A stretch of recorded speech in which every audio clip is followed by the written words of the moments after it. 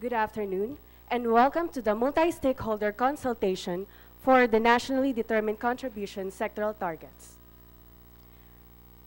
To formally welcome everyone, mic test. To formally welcome everyone and open this event, we would like to call the acting Vice Chairperson of the Climate Change Commission, Secretary Emmanuel de Guzman.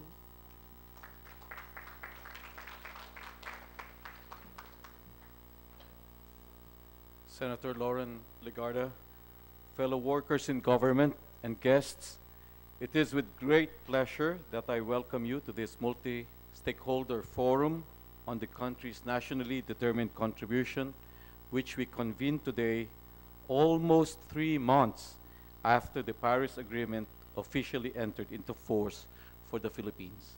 In holding this forum, I am grateful for the presence and leadership of our co-convener, Senator Lauren Legarda, Chair of the Senate Committees on Finance and Climate Change. I also wish to welcome our colleagues from the government, friends from the civil society, and private sector and development partners. Allow me to briefly share with you the context in which we assemble here today. Progress towards limiting the temperature increase this century to 1.5 degrees Celsius above pre-industrial levels as set in the Paris Agreement depends on the successful implementation of the nationally determined contributions, or NDC, submitted by countries.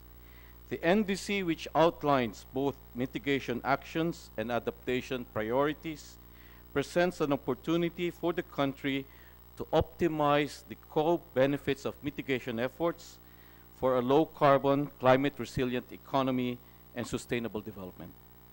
Our NDC will articulate our sectoral mitigation strategies as a function of adaptation.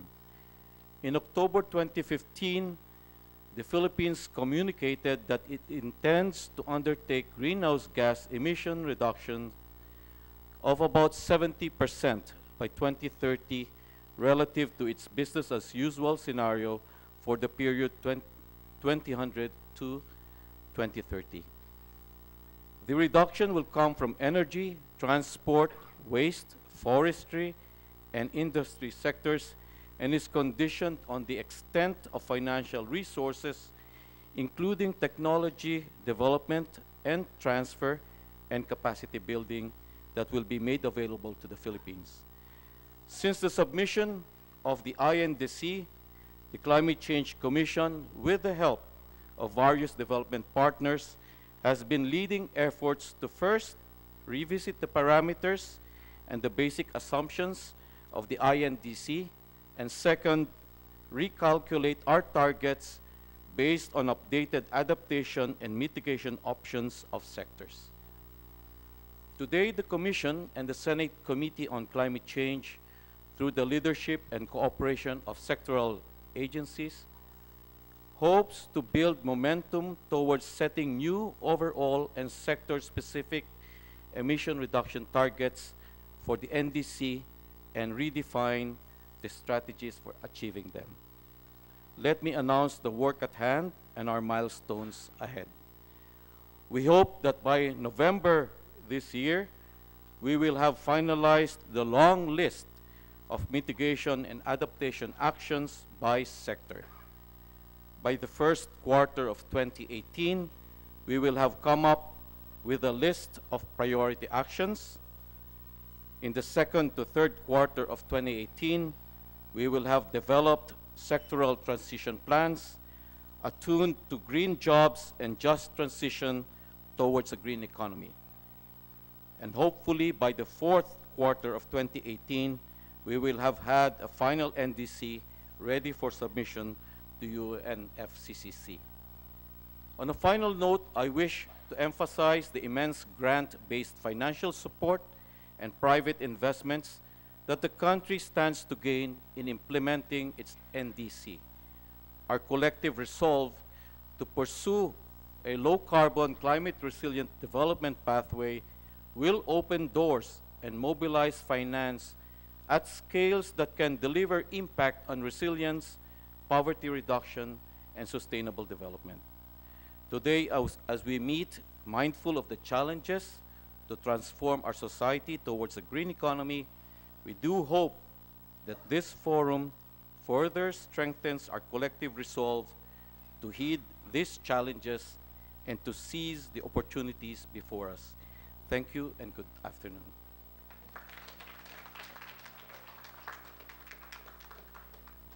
Thank you very much, Secretary de Guzman. And now, to deliver the keynote address, may we call on the chairperson of the Senate Committee on Climate Change, Senator Lauren Legarda.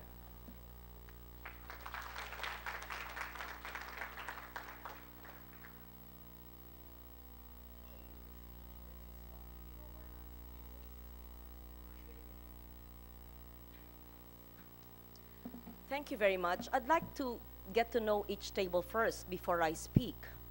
So, because this should not always just be one way, right?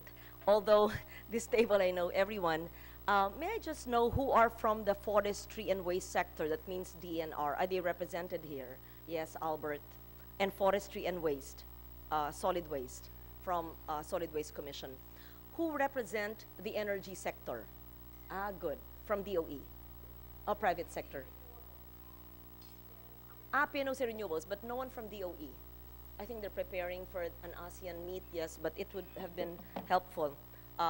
So perhaps the Commission on Climate Change and my ComSec all help the CCCom so that everybody could be here.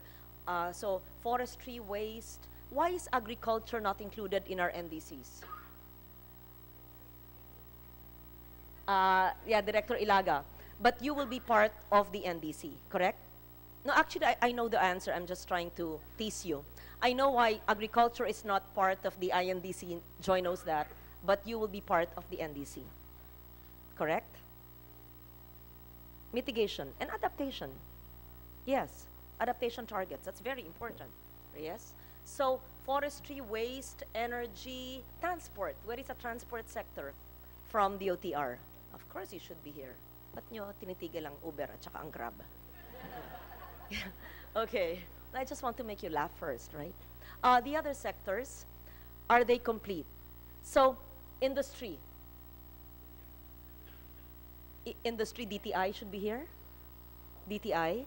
What's DTI invited? Can I have the list? I can't find it, Cherie, of the adaptation. No, just on my phone. 1 minute, because, yeah, find it on my phone. I was supposed to read my speech, might as well, but I simply want to stress the importance of this. I'll just greet Dondi, a good friend, Undersecretary Tihanki, and of course, former Senator Alvarez, original than me, way ahead of me in terms of climate change, mitigation and adaptation. But first, thank you for having it here in the Senate. And when possible, which should be all the time, I guess it's more practical, that the consultations for the NDC should be held here. We have the facilities, we have our stenographers, do we have them? Of Finance Committee or Climate Change?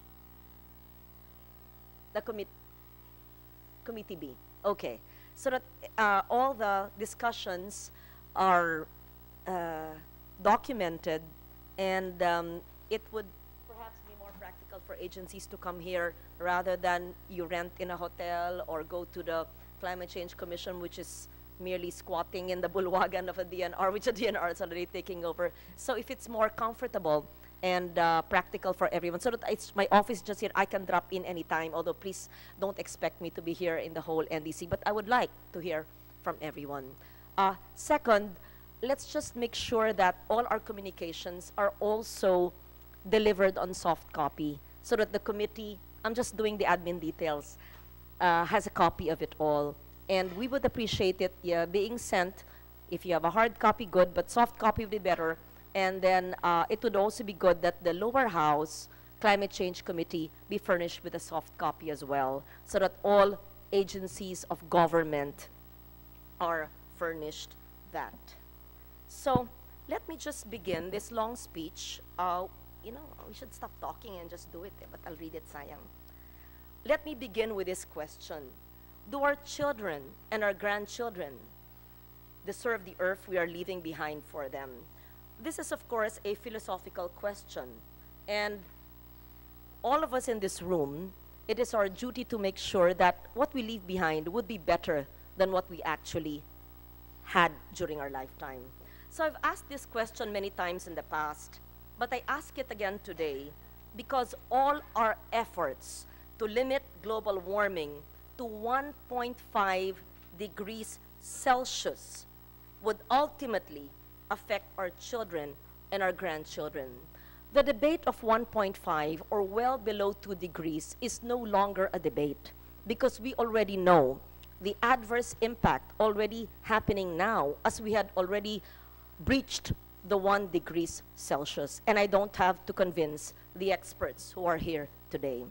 And let me just put on clear record in the Senate that the letter that the Climate Change Commission supposedly sent last September, I corrected you already, but it has to be put on record, that the Climate Change Commission supposedly sent the CABSEC office is not as an authorized letter, is not a sanctioned letter, and never cleared by the de facto chair of the Climate Change Commission.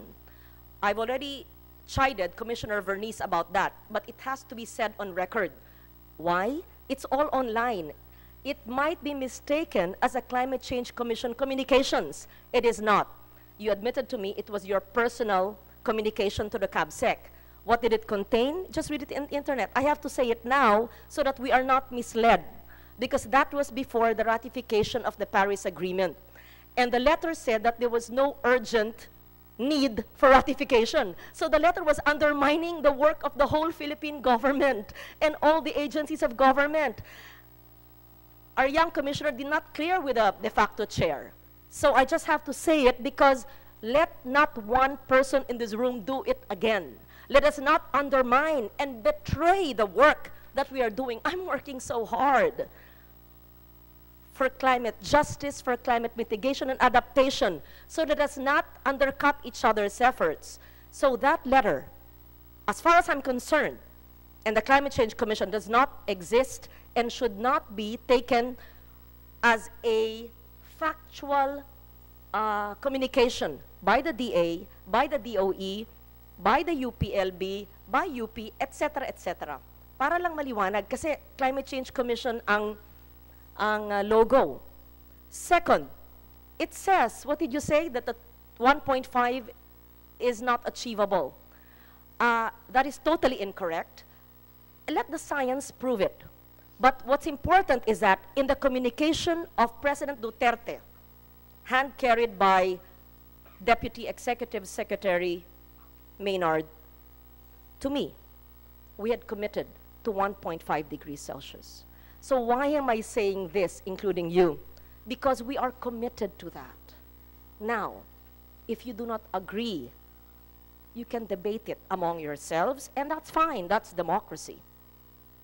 If you believe in something else elsewhere, just don't use your agencies of government where sinusweldohan kayo ng pera ng taong bayan to undermine the work of your colleagues. And I'm saying this because I clarified it first. I thought it was the two commissioners, Commissioner Galan and Guzman, who agreed with you. So I was so shocked when I saw that letter of the commission I created saying the Paris Agreement should not be ratified urgently and that the 1.5 degrees is not so important. So I do not mean to say that there should be no debate. Whether you're in DA, in DOE, of course, DOTR, there will be many hurdles, even within the Commission, even within the Senate. But let us agree in this hall that we will come up with the best nationally determined commitment based on consultations with the sector. You know the NDC better, Joy, because she was with the commission from the beginning. And this was conditioned on financial and technical assistance. And so former ASEC Joy Goco will help shepherd the process, along with Vice Chair De Guzman, who's an expert on disaster risk reduction. As you know, the cluster of climate change adaptation and mitigation was already merged and renamed the DRR CCCAM cluster, which is an enlightened decision. It's about time because we've been doing this for 10 years. And so I had to say that so that it's clear that we are with a climate vulnerable group of countries, CVF, for 1.5 degrees, right? Red Constantino, and Red knows that better than me. And that since we had ratified the agreement, we are now for the roadmap on the way forward. And one of the way forward, among the many things we discussed for 5 hours with the Climate Coalition and the Envy Groups Coalition from breakfast to lunch with Red and some of you here, is operationalizing in agriculture, in forestry, in waste, in water management, in transport, what else? So perhaps I will no longer read this speech because this speech is very long, but I will put it on record. Let it be reflected in the record. Why am I saying this? The time that we keep on talking and meeting, but NDC review is very important. But what we need to do is to make sure it is operationalized in the sectors that are most important to feel it. Agri, our farmers and our fisher folks. While we mitigate, even if we are non-emitter, we make sure that mitigation as a function of adaptation is adopted in the Department of Agriculture. Energy, the transition to a low-carbon economy, that it is economically feasible. It is not simply for environmentalists and the health advocates alone, but it makes good financial, economic sense to transition to a low-carbon economy. From what I remember from the briefing of Mr. Constantino, if we actually transition in the SPUG areas to a low-carbon economy and transition to renewable energy, we will be saving the country and our people 10 billion pesos. SPUG pa lang yan. What more sa ibang areas? So let me just go through some points of adaptation, which, where is my notes? Okay. Which can be discussed as you discuss the NDC. Because as we know, people, especially those who know climate change on the periphery alone, will say, we don't need to mitigate because we're a non-emitter. That's a commonsensical view and easy to understand and easy to convince the climate deniers.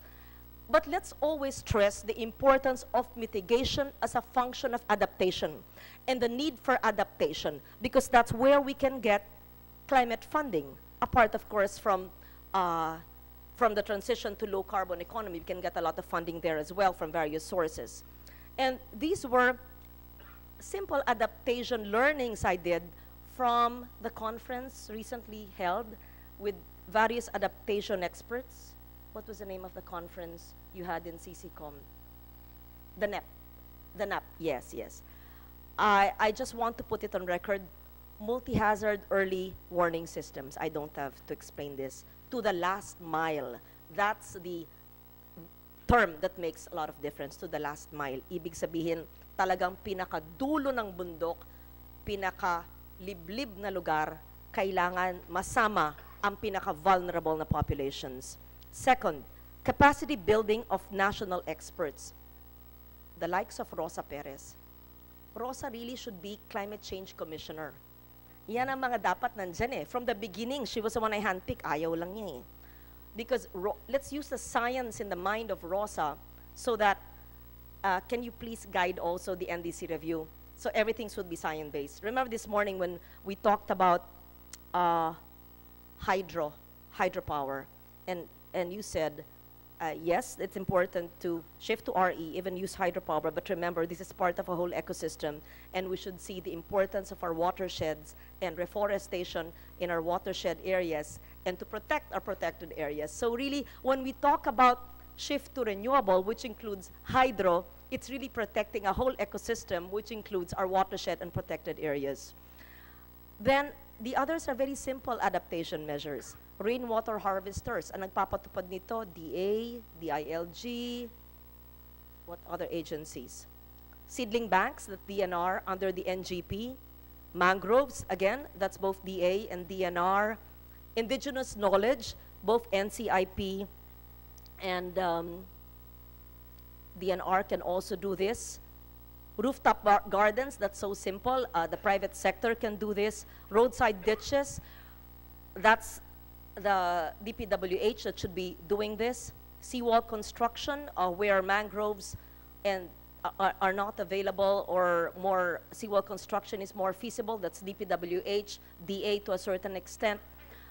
Practice and drills, which was done by the MMDA just recently, for preparedness, not just for storms, but for earthquakes as well. These are just some of the important adaptation measures, which may or may not be mitigation in a sense, that should be incorporated in the review. So that when we say we review our INDC to become NDC, along the way, the agencies already know what kind of projects, programs, and activities they can embark on while waiting for 2018 last quarter, based on the timeline of the CCCOM, so that ginagawa na ninyo. In short, wag tayo mag-antay na matapos ang ating review at ma-approve ng Presidente, ng Kongreso, etc. All discussions of mitigation and adaptation, for me, should be readily implementable. So, I mentioned about multi-hazard early warning systems and services, a comprehensive early warning system and services that communicate to the general public the risk and impact forecast of natural hazards. This is so important, especially now, July, August, September. More rains will come. As I speak now, how many villages or barangays in Maguindanao are still underwater? If there was a communication of the risk or the impact of the risk of the floods in those villages in Maguindanao, it probably would not happen. Perhaps the CCCOM and the other agencies, including DA, can help the provincial government of Maguindanao, or even, I can't recall which villages or which barangays, which are still underwater. I'm sure iilan lang ang solusyon dyan. Number one, nag-overflow ang river kasi silted, kasi deforested, kasi may basura. Ganun lang yun eh. Kailangan lang i-dredge, i-desilt. Second, it's probably also canals and esteros which are filled with solid waste. So again, that's ESWM, that's Ellie of, where's Ellie? Okay, travel, okay. Sige, Solid Waste Commission. So help Maguindanao, because if they were forewarned and if they knew the impact of the risks, which is either mismanagement or not following the laws, or because of the natural degradation of their ecosystem, that could have been avoided. I don't know if I'm getting myself clear. So it's important that we convey to the public the probable scenarios on loss and damage as well from extreme weather, so they could also act, react, and respond accordingly. So climate projection or outlook should be included. The probabilistic approach should be used, which is risk-based for local development planning. That should be part of the LCCAP, or the Local Climate Change Action Plan, which is being done by the CCCOM. And everything should be community, household, and individual-based. While we are in government, some are here in the private sector, I think if they're here, or there would be another NDC to include the private sector. Let's communicate what we're doing to the community level and to the individual households. Now, I will no longer read, because you already know this, how much is loss, etc. I will not deal with the science. Rosa Perez knows that better. Manny de Guzman knows that better. But what's important is if you could speed up the NDC review, which was told, hindi nyo ginawa ng half a year. But never mind, let's not look back. I saw your timeline. You'll finish it by the last quarter of 2018. If you could scale it up a little, do you need more people, more experts, more groups? Tapusin nyo, let's say, in 1 year. SONA of next year. Kaya nyo yan. Huwag na kayo magbakasyon. Huwag kayong travel ng travel. Magkulong kayo dito. O, kaya nyo yan. If you need more people, you need more staff, we'll give you the budget for 2018. Right? Bakit pag ako minamadali nyo ang budget? O kung sabihin ko, sige, budget nyo, December of 2018, paano aandar ang gobyerno? Kami sa Senado hindi natutulog pag budget. So kayo rin, huwag kayo matulog, gawin yung NDC. Ha? Pero nagkakaintindihan tayo, mga kasamahan ko sa pamahalaan, na ang ating target ay the most ambitious. Because if it is conditional ambition, that could be a good carrot and stick method. So we could get more assistance from foreign institutions, multilateral institutions.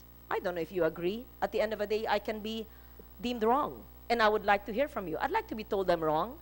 Don't be scared. I want to be told I'm wrong by Rosa Perez, for example, by Red Constantino. They know better than me. And I want to understand why. So, ang hinihiling ko lang sa inyo, let's not undermine each other's work. Ha? Let's work together na. Walang kanya-kanyang memo na hindi kaya, hindi kailangan, wala nang ganun, okay? Second, let's work faster. So the timeline of December of 2018 is SONA of 2018. Kung kaya nyo, December of 2017, di ba kaya yon?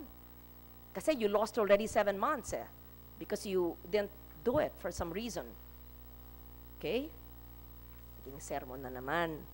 So, thank you for being here. I'm here at the end of the day to listen to you, to learn from you.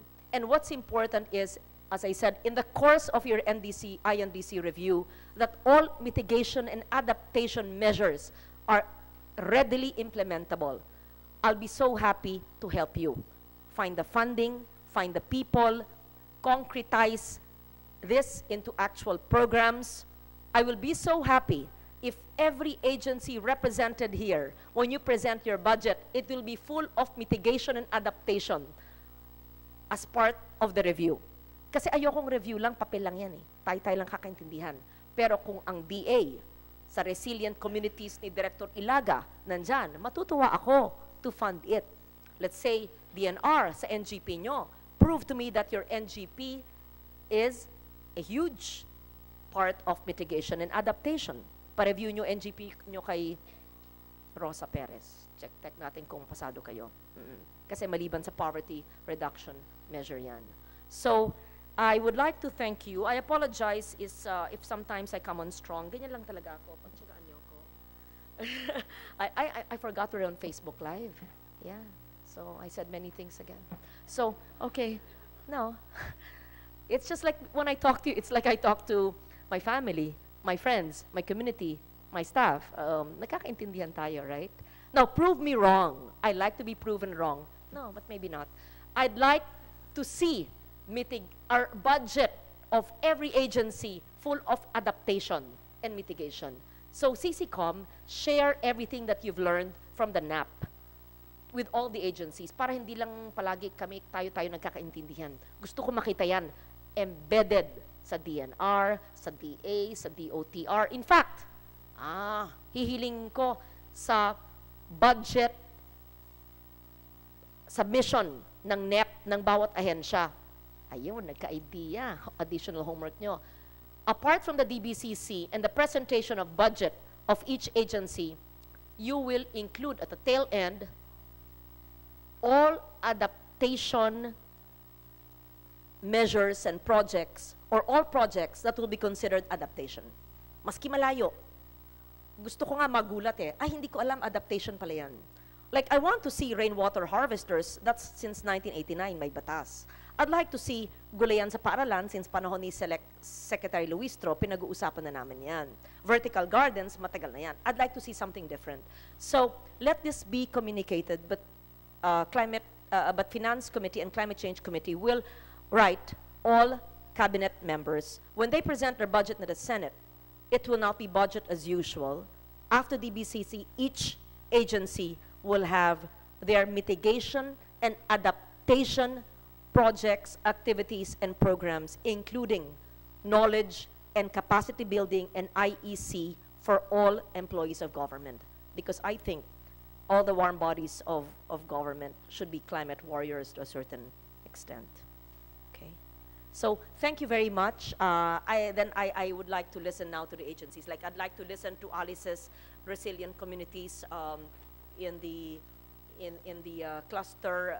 You were not given a chance to speak very long, right? And that's what I'd like to see from all the DOTR. I'd like to see ano bang adaptation measures nyo sa DOTR. Meron ba kayo? No traffic. Kasi traffic really causes, we spend so much energy and consumption. Okay, thank you very much. I will not be here till 4:30, but I will listen to the best I can. Thank you.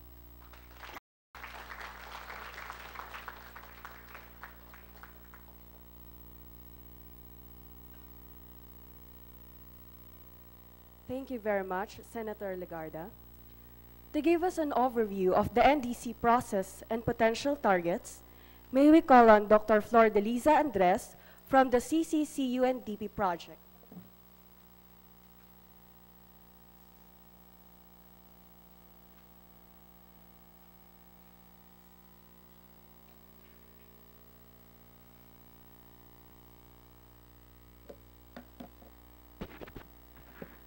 Madam Chairperson, Honorable Senator Legarda, Undersecretary Tihanki, former Senator Alvarez, other distinguished guests, Secretary De Guzman, other commissioners, magandang hapon po sa inyong lahat. I understand that I have only 15 minutes for this presentation, so if you don't mind, I'll go very, very fast. Or I'll try to go very, very fast. Next slide, please.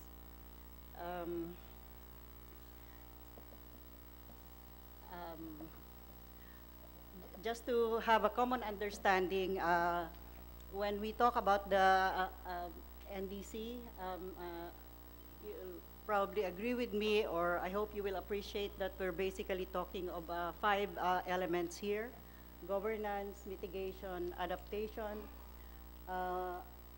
monitoring, reporting, and verification, and climate finance. Governance refers to all the processes, institutional arrangements that drive the progress of preparing, planning, coordinating, implementing, and eventually monitoring and evaluation of the NDC. Mitigation refers to all the policies and strategies for reducing greenhouse gas emission, adaptation for increasing our resilience to climate change impacts, and we are very conscious that adaptation is the priority of the government, and there's a lot of synergies between these 2 processes. So that's one thing that we also hope in helping the CCC develop this NDC.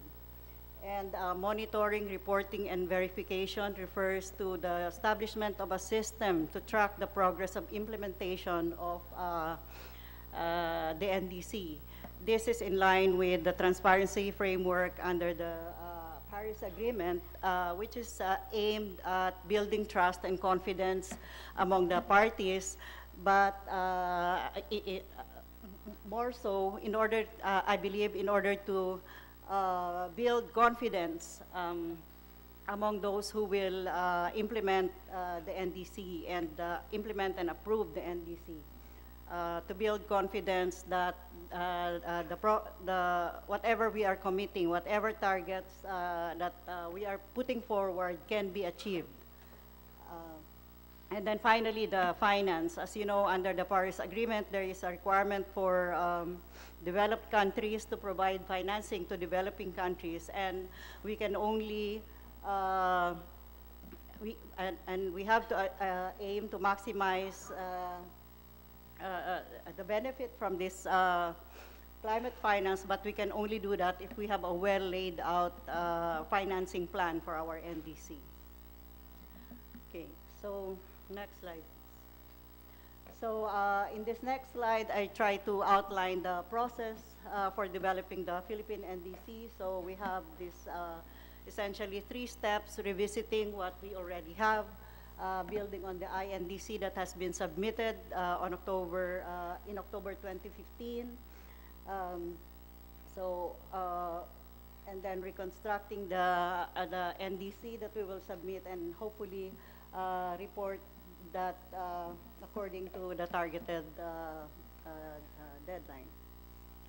In revisiting the INDC, we try to understand the context both in terms of the international requirements, the Paris Agreement, and the guidelines, modalities, guidelines, procedures for implementing the terms of the agreement, which are still evolving. However, from the discussions, and we try to follow the discussions, in the negotiations, we already get some good guidelines on how to go about preparing the NDC. And it's not just us. Countries everywhere, all over the world, are not waiting for the guidelines to be finalized. Ginagawa na rin po nila, or they have revisited their INDCs and have transformed them into their NDCs. We also try to learn from good practices. There's a lot of resources that try to draw analysis of experts, think tanks that try to draw out lessons from experiences in implementing insights and experiences in implementing the Paris Agreement, and also from other INDCs. And I'm happy to say that some of those good practices are the things that have been done and are still being done in preparing for these NDCs. Like some of the cited good practices are commitment and leadership at the highest levels of the government. And we have here no less than the chairman of the Climate Change Committee leading the process. Interministerial process driving the preparation and eventually implementation of the NDC.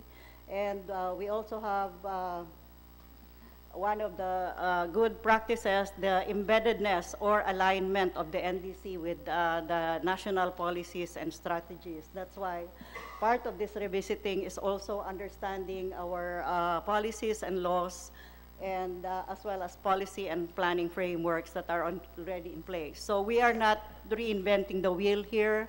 The targets are based on programs and projects of the agencies, and this is what we're trying to do in preparing the NDC. Binabalikan po natin yung mga programa na yon to see if it's realistic to and that these targets are achievable by having programs and projects that can support the NDC targets. So another good practice is having scientific studies to back up or to support our targets. And as some of you may be aware, since the preparation of the INDC, there have been studies that have been conducted, cost-benefit analysis, technical analysis to support the selection of the mitigation actions, as well as adaptation measures. And those studies need to be updated in order for us to revisit and review the sectoral targets, as well as the allocation across sectors. And then Reconstruction, as I said earlier, one of the priorities should be the integration of the adaptation component with the NDC, looking for synergies between these two processes, and I believe there are a lot of examples, and there are other things that agencies may already be doing or already have in mind, and we can hopefully we can learn some of this later. And then again, in line with the requirement for the transparency of the framework, as I said earlier, we have to translate these broad targets into programs and projects to see if the targets are achievable.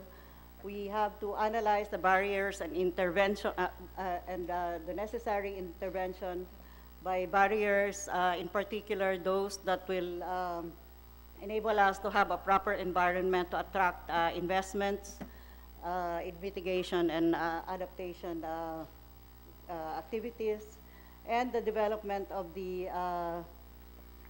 MRV system and the financing plan. Most of this have already been done, but there are still a lot that we need to do more and to do more of.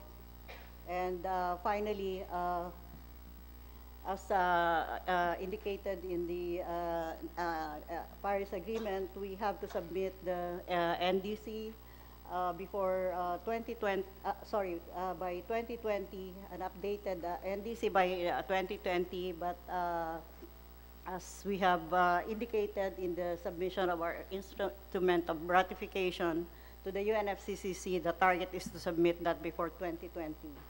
And according to the process, that has to be updated every 5 years. And this has to be mainstreamed also into the national, local development planning and budgeting processes.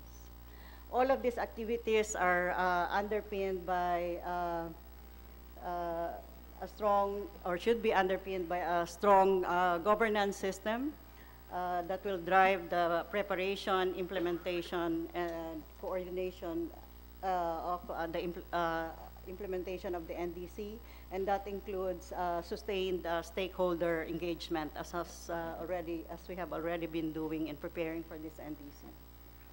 Okay, let me now go to the overall targets. As I said earlier, I have to apologize that I will be basically talking about the mitigation targets here. In this chart, we are just showing the comparative sectoral shares between the INDC and the NDC.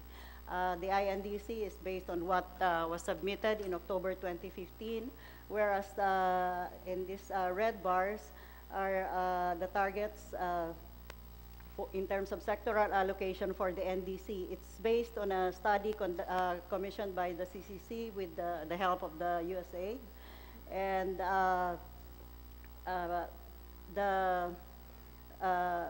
the study shows that we can achieve a 67% reduction in the overall emissions versus the BAU scenario for 2010 to 2030, which is not very different or very far from what was indicated in the INDC, which is a 70% reduction, although we're talking of different baselines here. So from these figures, you can see that the biggest contribution will come from forestry in the case of the INDC. And in the case of the NDC, it's energy, followed by forestry as well. And the rest of the sectors are transport, industry, and waste.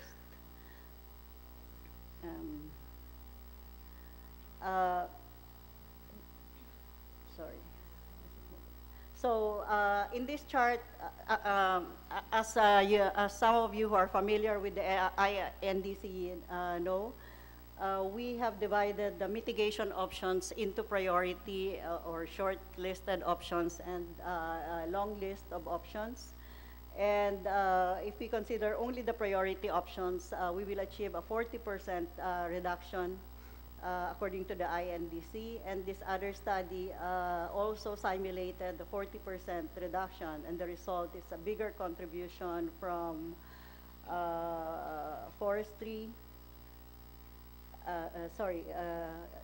yes, and in the case of INDC, it's also the forestry which is having the biggest share, followed by energy and transport. And this is, sorry. Okay, so this is just to compare, as the Secretary, Secretary de Guzman said earlier, we are still in the process of updating the NDC. It's very much work in progress. So these are all indicative targets and based on the results of a study. But this chart just compares the priority and compares the sectoral shares if we consider all the options, which translate to a 60% reduction versus the BAU scenario, as opposed to having only the priority options, where we will have the 40%, where we can achieve a 40% reduction.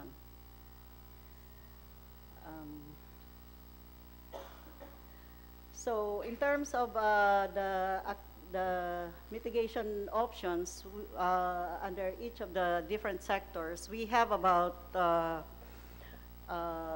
40 plus mitigation options. So we just tried, and I can show them to you earlier, but sorry, later. But we group them into higher level categories, or what you may consider as subsectors under each of the sector. And these are the subsectors or mitigation areas that are contributing to the NDC to the mitigation targets. So we have it for all the 6 sectors: energy, transport, industry, waste, forestry, and agriculture.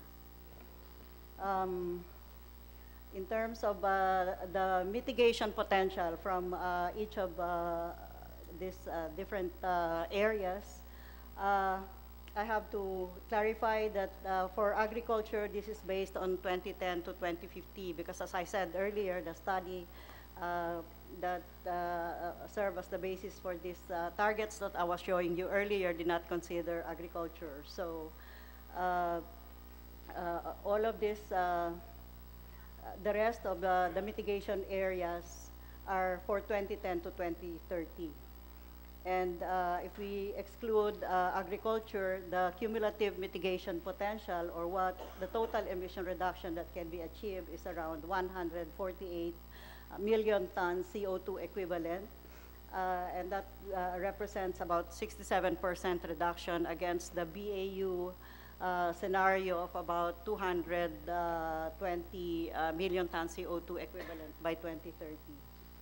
And again, the shares, energy accounts for the highest share, followed by transport, and followed by forestry and transport. Okay, so, sorry, in terms of the priority options, again, we have renewable energy, having the energy options, renewable energy and energy efficiency, having the highest potential, followed by the forestry and some transport mitigation measures. I was going to end my presentation here, but if you, I don't know, maybe I can just flash quickly the specific mitigation options considered under each of the sector. So for energy sector, you have energy efficiency measures, home lighting, basically residential and commercial sectors. And then you have renewable energy, all the energy options under the renewable energy program. And for other clean energy, we have natural gas substituting for coal. And those with asterisks and with dark bars are the ones that are the priority options. So for the transport, we have these options here. We have biofuels, having the highest potential, followed by jeepney modernization.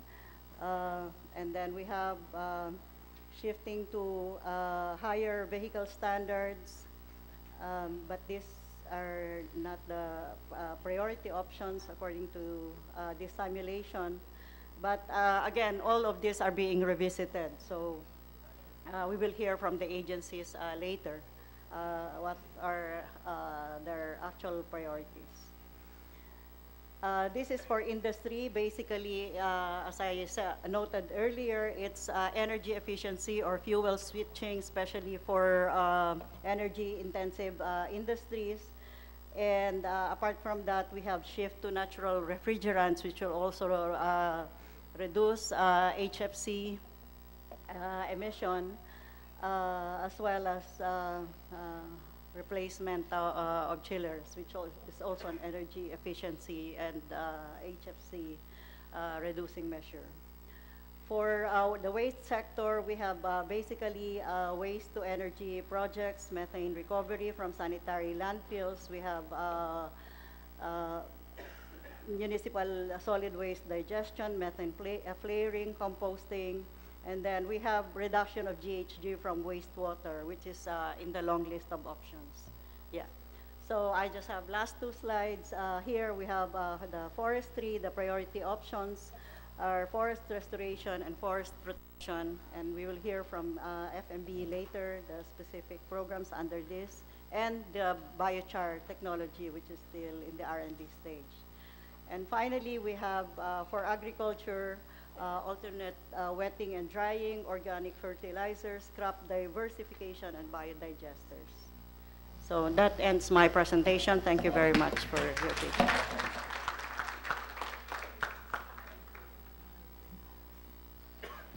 Thank you very much, Dr. Andres. To give a presentation on low-carbon, climate-resilient development pathway for NDC development, may we call on Ms. Kathleen Capiroso of the National Economic and Development Authority.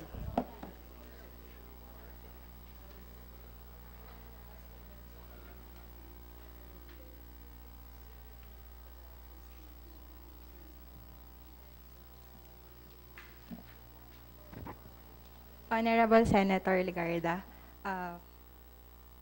Vice Chairperson Emmanuel de Guzman, Commissioners of the Climate Change Commission, Yusek Tehanki, and other officials from the government, scientists, and experts, good afternoon. On behalf of Assistant Secretary Mercedita Sombilia, I will be presenting to you the Ambition Natin 2040 and the 2017-2022 Philippine Development Plan, which we highlighted the climate change and disaster risk reduction strategies which may serve as guideposts in revisiting and further developing our nationally determined contributions. So basically, let me backtrack a bit because you have heard about the PDP and the ambition, but this is one of the reasons why the visioning exercise that was undertaken by NEDA was actually conceived. First, that was with the long-standing clamor of our stakeholders on the need for a long-term planning. And then second, the ADB has released a report which was entitled Asia 2050 Realizing the Asian Century. So in this particular report, it highlighted that the Asia in the next 35 years would be the lead in the global economy. However, in that particular growth, only South Korea, Japan, China, India, Indonesia, Malaysia, and Thailand will be leading this particular growth. And as you can see, Philippines will be at the bottom, together with Cambodia and Mongolia. So since we want to change this particular path for the country, the Ambition 2040 was conceptualized. Ambition. First, it is not a plan. This is a vision which aims to guide 4 administrations in the coming years. So this is, as mentioned, till 2040. So this will be also serving as a guide for our development partners on how their support for the country will be put into a particular focus. And then as you can see, it cuts across for administration over a period of 25 years. The reason for 25 years was because in other countries, the long-term planning is about 25 to 30 years. And another reason was right now when we develop the ambition, most of the middle age of our population is 25 years old or 23 years old. So by the time that we complete the 4 administration, they would mean at the age of 50, thus they can already realize that these targets that will be identified in the various plans to meet the ambition will already be realized. So as the ambition or the vision was actually a result of focus group discussion, surveys, and interviews. So basically, there were 2 visions. One is for Filipinos or themselves, and the other one is for the country. To summarize the vision of Filipinos for themselves, it is to have a stable and comfortable lifestyle. What is comfortable and simple? It means they can provide for their daily needs that is just not just for subsistence but beyond. They can be able to send their children to college, and then they can be able to travel to the Philippines and abroad. And also, they can also provide healthcare, not just for themselves, for their immediate family, but including their parents. Because, as you know, Filipinos are really family-oriented. For visions of Filipino for the country, what we want to see is for the Philippines to be free from hunger and poverty, and for its people to have equal opportunities and enabled by fair and just society governed by order and unity. So it's basically being able to do or achieve what we want in a way that we are free and secured.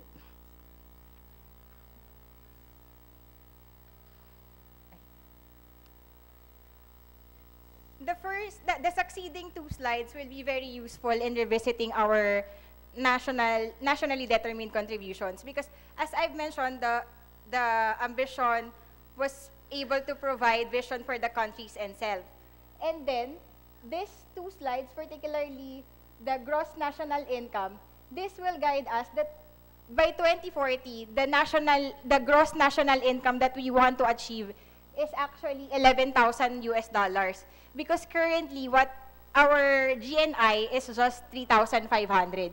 So what we want is 4.5 times of what our current GNI is. Also, what we want to eradicate is the poverty in the Philippines. This shows that different scenarios enable for us to eradicate poverty. It shows different scenarios which provides strong growth, and it also provides ensuring that this income that the country will be generating will be equally distributed. So that, as you can see, if the red line, with fast growth and equally distributed income, we will be able to eradicate poverty as early as 2031.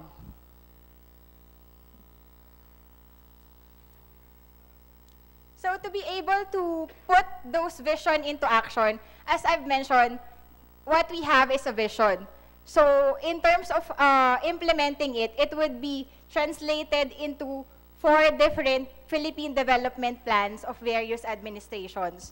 So to start with is the 2017-2022 Philippine Development Plan of the Duterte administration.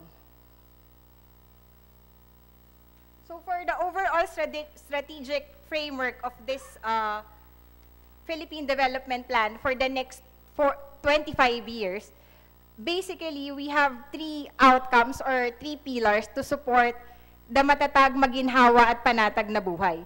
In particular, what we tend to achieve by end of 2022 is to lay down the foundation for inclusive growth, a high-trust society, and a resilient and globally competitive knowledge economy.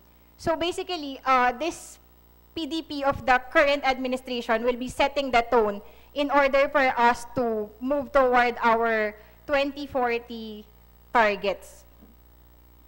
So basically, the first pillar, which is on Malasakit, it is focused on governance. So it is looking into ensuring a people-centered, clean and efficient governance, providing a swift and fair administration of justice, and promote Philippine culture and awareness.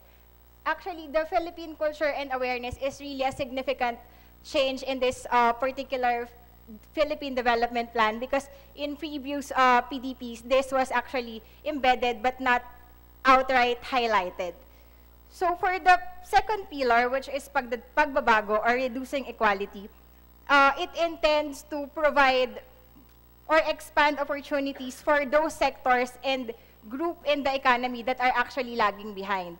And not just recognizing them, but also ensuring that opportunities can be accessed by these particular economic groups.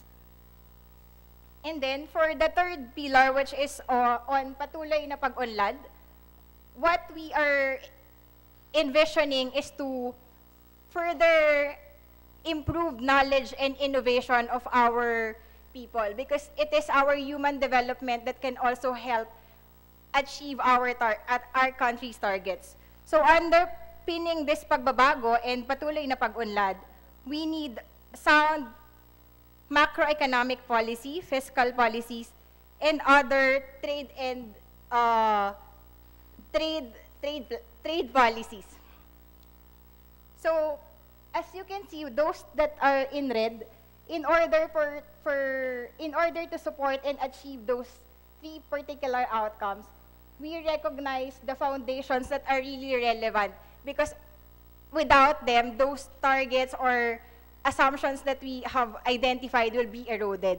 So one of which is the peace and security, then accelerate strategic infrastructure development, ensure safety and build resilience, and ensure ecological integrity and clean and healthy environment. So basically, this slide is just to show you that the PDP or the ambition is not just consider our national priorities, but also it contributes to the sustainable development goals. The next slides will actually be focusing on the specific strategies on climate change adaptation and mitigation, and disaster risk reduction. This will be very useful for the presentation of our agencies like the agri-sector, energy, because these are broad strategies, but later on they will be able to provide a more concrete, specific activities that are aligned to these strategies. In the current PDP for 2017 to 2022, there are actually 11 chapters that have incorporated climate change and disaster risk reduction strategies. These are just some of the chapters that we highlighted for you to see how these strategies were actually embedded in the PDP. As I've earlier mentioned, this is also a good thing, because initially, climate change and DRR are just concentrated in very few chapters, but now we make sure that given as an important foundation, it has to be embedded across the PDP. So first, the first one is on chapter related to an overlay of economic growth and demographic trends and physical characteristics. Basically, the importance of this chapter is providing the National Spatial Strategy. The National Spatial Strategy identified the areas and the particular hazards in order to guide us where a particular intervention or a particular activity should be undertaken. So it guides you where are the hazard-prone areas that has to be carefully looked into when we develop or implement our infrastructure activities and other economic activities. Next is ensure a people-centered, clean, efficient, and effective governance. This is particularly important to highlight the need for a whole of government approach because as you may know, climate change and disaster risk reduction is not just confined to one agency. So you really need to work and look into the challenges that impede the whole of government action. In particular, this particular chapter look into the challenges that was brought about by on addressing climate change and disaster risk reduction that are not actually impeded by for instance, it's either the agencies that are working in silos or our policies are still very tedious, like for instance, procurement and respond during disasters. Next is reduce the vulnerability of individuals and families. It includes strategies that are looking into reducing risk, like for instance, looking into risk transfer mechanisms, providing adequate transition houses and livelihood opportunities to disaster victims, and capacity development of local planners to multi-scenario analysis and climate change projections. This also includes the recognition of probabilistic approach and planning. Then for Chapter 9 on expand economic opportunities in industry and services, it highlighted a combination of adaptation and mitigation strategies. By the way, those highlighted in red are actually those that are linked to mitigation. So basically, under this particular chapter, strategies include green manufacturing, promotion of green growth, blue economy and innovation, increase of access of MSMEs and cooperatives into innovative, appropriate, and cost-effective technologies, and then set up a national quality infrastructure system and legislative agenda to harmonize standardization. For Chapter 10 and 11, it is more focused on adaptation, which is reducing risk and vulnerabilities.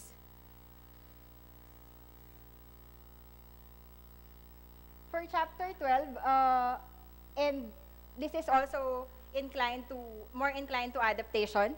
For Chapter 14, leverage science, technology, and innovation, it is more on identifying or promoting clean technology, sustainable consumption and production that will not only reduce greenhouse gas emission but would also make use of efficient energy. And then for Chapter 19, which is on infrastructure development, we tried to look into the different strategies under, for instance, energy. Under the energy sector, the strategies that were identified were actually linked to renewable energy, like for instance, to expedite the implementation of the remaining policy mechanisms under the RE Act of 1998, and then harmonize the transmission development plan with RE targets, encourage RE development in missionary areas, and strictly monitor compliance to DOEDC 2015-07014.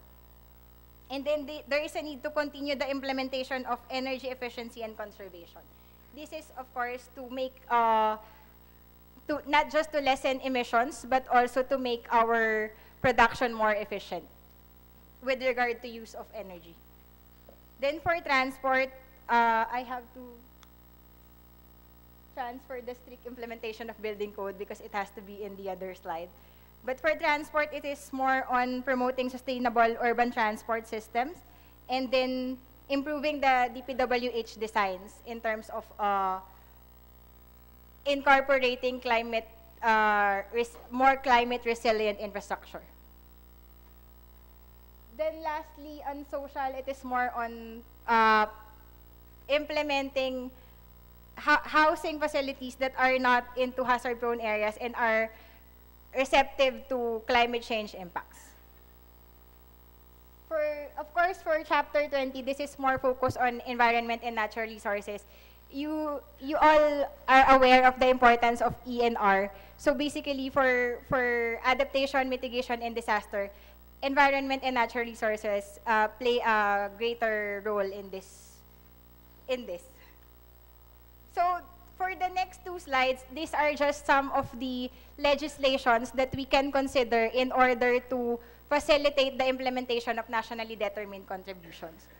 So I will not run down to all of this, but these are some of the policies that are either has been stalled, but we really have to prioritize, as most of our most of the targets that will be identified in the NDC will be facilitated by this legislation. So ma'am, Senator Legarda, I think these are actually priority legislations that we can really look into. These are just the other sets of legislations for infrastructure and disaster preparedness. That would be all. Thank you.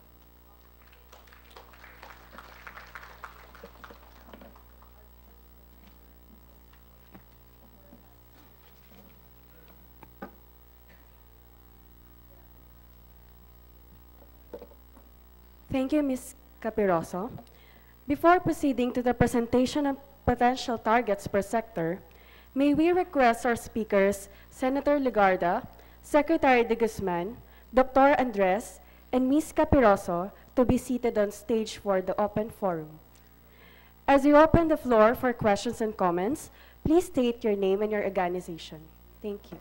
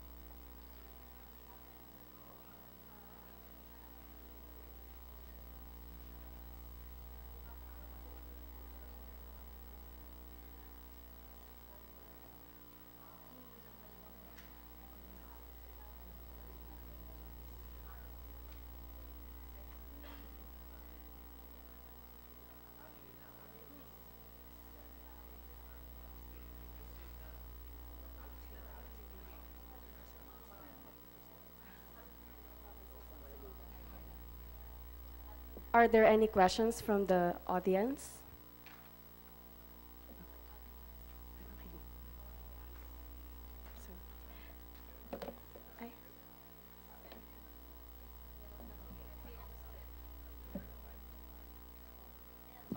Rodney Galicia, the Climate Reality Project.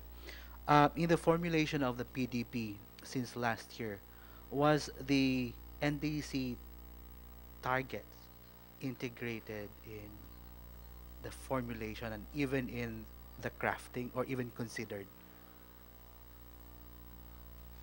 The answer is yes. That's why in the whole of the PDP chapters, or the whole of the PDP, we embedded those mitigation strategies that would actually address or achieve the targets identified in the INDC.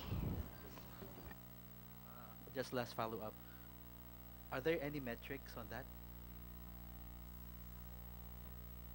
Actually, for that particular, there is actually an indicator related to the GHG emission, but that's contingent to its development by the Climate Change Commission. but it's actually in the results framework of the PDP.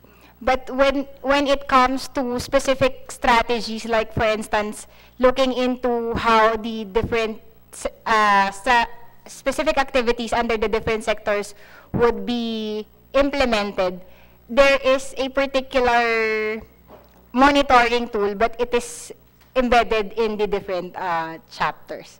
So As it links to the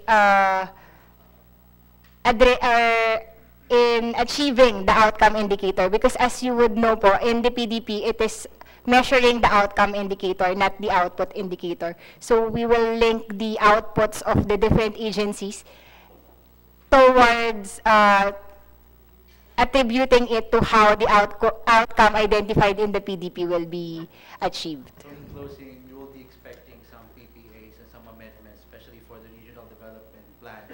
We're expecting them to, in a way, amend or propose new PPAs to respond to the NDC targets and challenges. And I think the RDCs would be able to, to address Yeah. that. Thank you. Yes. Okay.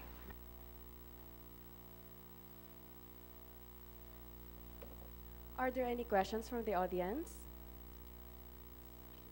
So with that, thank you, speakers.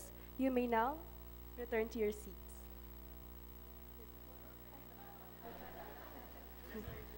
Okay. Okay, so.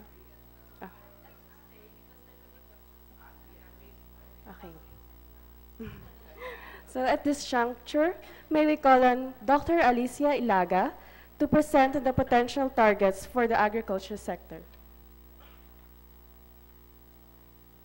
Magandang hapon po sa ating lahat. Senator Ligarda, Commissioner Manny and Vernice, Yusek Tihanki, mga kapwa kong mga civil servants, mga guests, maraming magandang hapon po sa ating lahat. Magandang tanong ni Senator kanina, bakit walang target sa agriculture pagdating sa INDC natin? So, ito po yung pagpapaliwanag na gusto ko ngayong i-present ngayong hapon na to. Can we load my presentation? Okay, meron na dyan. So, nung nag-iisip po kami ng ano ba ang ilalagay natin sa NDC pagdating sa agriculture sector, ay tinitingnan po natin yung declaration ng Office ng President or Government of the Philippines in relation to the Paris Agreement. At ito po ang nakasulat na ipinalabas ng Office ng Presidente. The accession to and implementation of the Paris Agreement by the Republic of the Philippines is for the purpose of supporting the country's national development objectives and priorities such as sustainable industrial development, the eradication of poverty, and provision of basic needs, and securing social and climate justice and energy security for all its citizens. So, yan po ang aming pinanggagalingan. Kaya maaring sabihin na ang aming NDC ay DDC. Bakit? The 30 Determined Contribution. Patawa lang po. Anyway, so kung meron kaming ilalatag na adaptation priority sa ating NDC, ito ay ang aming adaptation actions. Why? Because making agriculture fisheries communities in the Philippines resilient will be crucial in achieving our SDG objectives in the Philippines, Ma'am Neda. Why? Because we are highly vulnerable to climate change. Second, agriculture is the most vulnerable sector in the Philippines and where most of the poor are active. In other words, without a tremendous effort to make agri-fishery communities resilient, the SDG target are unlikely to be achieved in the Philippines. So, when we do adaptation in agriculture and fisheries, pwede pong bumalik ng isang slide. Yan. Our expected outcomes are climate resilient and progressive livelihoods, reduced, if not prevented, weather, climate, or climate-related losses and damages to life, livelihoods, and assets. We are able to combat uncertainties brought by climate change. We are able to enhance agroecological systems and also diversify income and increase investments in climate support services. Some of the actions that we'll do would be to institutionalize climate information services, to increase access to insurance and financial coverage, to increase access to adaptation technologies and other resiliency measures, to organize communities to support community-based climate actions, and to build capacity for LGUs in developing their own climate change and DRR plans. So, what are our sectoral contributions to the nationally determined contribution, to the NDC? So, sinasabi po namin na even without huge support, external support, we are able to deliver these 5 contributions to the NDC. Number 1 is our national color-coded agri-guide map. Number 2, climate risk vulnerability assessments in 17 provinces. Number 3, prioritizing climate resilient agriculture practices in the Philippines. Number 4, evidence-based on how to build resilience in our AMIA villages.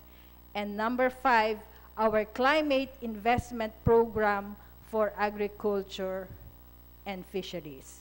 So all these contributions are now being generated by the AMIA program, which is DA's flagship program on climate change, adaptation, and mitigation. So, matagal na po namin pinaghahandaan ang NDC. At matagal na po namin inuumpisahan kung paano tayo magkaroon ng tungtungan pagdating ng 2020. Alam natin ang ating climate risk vulnerabilities at alam natin ang ating pangangailangan na ilalatag natin para mapondohan ng Green Climate Fund. So, AMIA has developed a programmatic approach to mainstreaming climate change actions for agriculture and fisheries. Next slide, please. Nasaan ba yung ticker? So, we started in 2013, but we implemented our first project in 2015, and we started with our own internal capacities for understanding climate change and developing support tools for hazards and exposure, our multi-hazard or our AMIA National Color-Coded Agri-Guide Map. And then, we built upon the output of our Phase 1 AMIA and incorporated other dimensions to exposure to hazards, including sensitivity and adaptive capacity, to complete the formula of vulnerability. And we are now focusing on community resilient agriculture community actions. This builds model climate resilient livelihoods and communities to be called AMIA villages. And these are go-to places or lighthouses that will serve as guide for scaling up nationwide. Lastly, AMIA 3 follows the principle that adaptation to be successful must be extensive and on a nationwide scale. So kung pa-project-project lang, kalimutan na natin, lahat tayo dapat ay nag-a-adapt, bawat Pilipino. Let me give you some details of our national color-coded agri-guide map. So anong pinapakita dito? The most or the naturally suitable areas for 20 economically important crops. Ano pa? 8 climate-induced hazards using 2050 climate projections. So flooding, drought, landslide, erosion, extreme wind, sea level rise, saltwater intrusion. And these were all downscaled up to the barangay level. So we now have one map with many data. And this is very useful for investment planning, for infrastructure, for identifying your climate change adaptation measures, for geographically targeted research and development, for disaster management, and even for the preparation of the comprehensive land use plans. Our sectoral contribution number 2 is our climate risk vulnerability assessments. Through AMIA, we made important first steps to plan the implementation of adaptation actions. The first one was to identify which communities in the Philippines are most vulnerable to climate change to ensure that strategic and effective investments can be made. And we used, of course, our very popular methodology, which is climate resilient vulnerability assessment. So we engage international partners like the Global Center for Agriculture, for Climate Change in Agriculture, or the CIAT, and our regional state colleges and universities, and of course, the DA regional field offices in developing our CRVAs. What you can see on the screen are the results of the CRVAs at the municipality level, which is a policy-relevant resolution. So, in the graph, you will see the results for the 10 first selected provinces where CRVA was undertaken. So, kahit na 10 probinsyang to, this represents about 200 plus municipalities. And we are doing the next 7 provinces for the rest of the year, so that by the end of the year, we would have covered 17 provinces across all regions. Our sectoral contribution number 3 is the prioritized list of climate resilient practices in the Philippines. Because in addition to CRVA, we took stock of the challenges facing the agriculture sector and the potential solutions.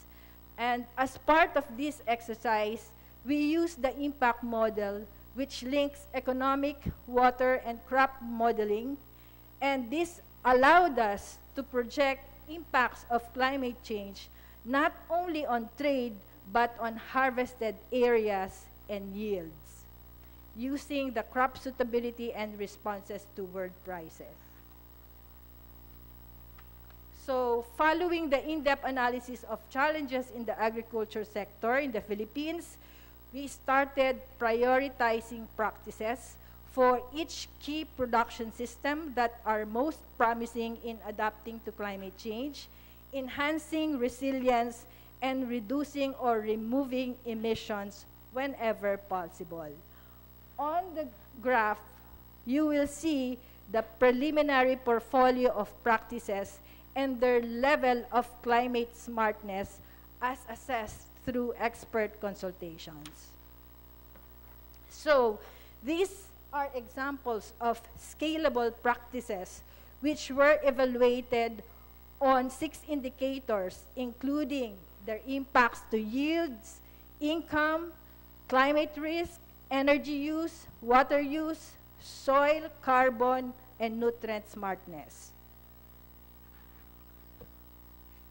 Our contribution, sectoral contribution number 4, would be our experiences in building resilient livelihoods and communities in AMIA villages. We are targeting 17 AMIA villages where technological and institutional innovations will be introduced.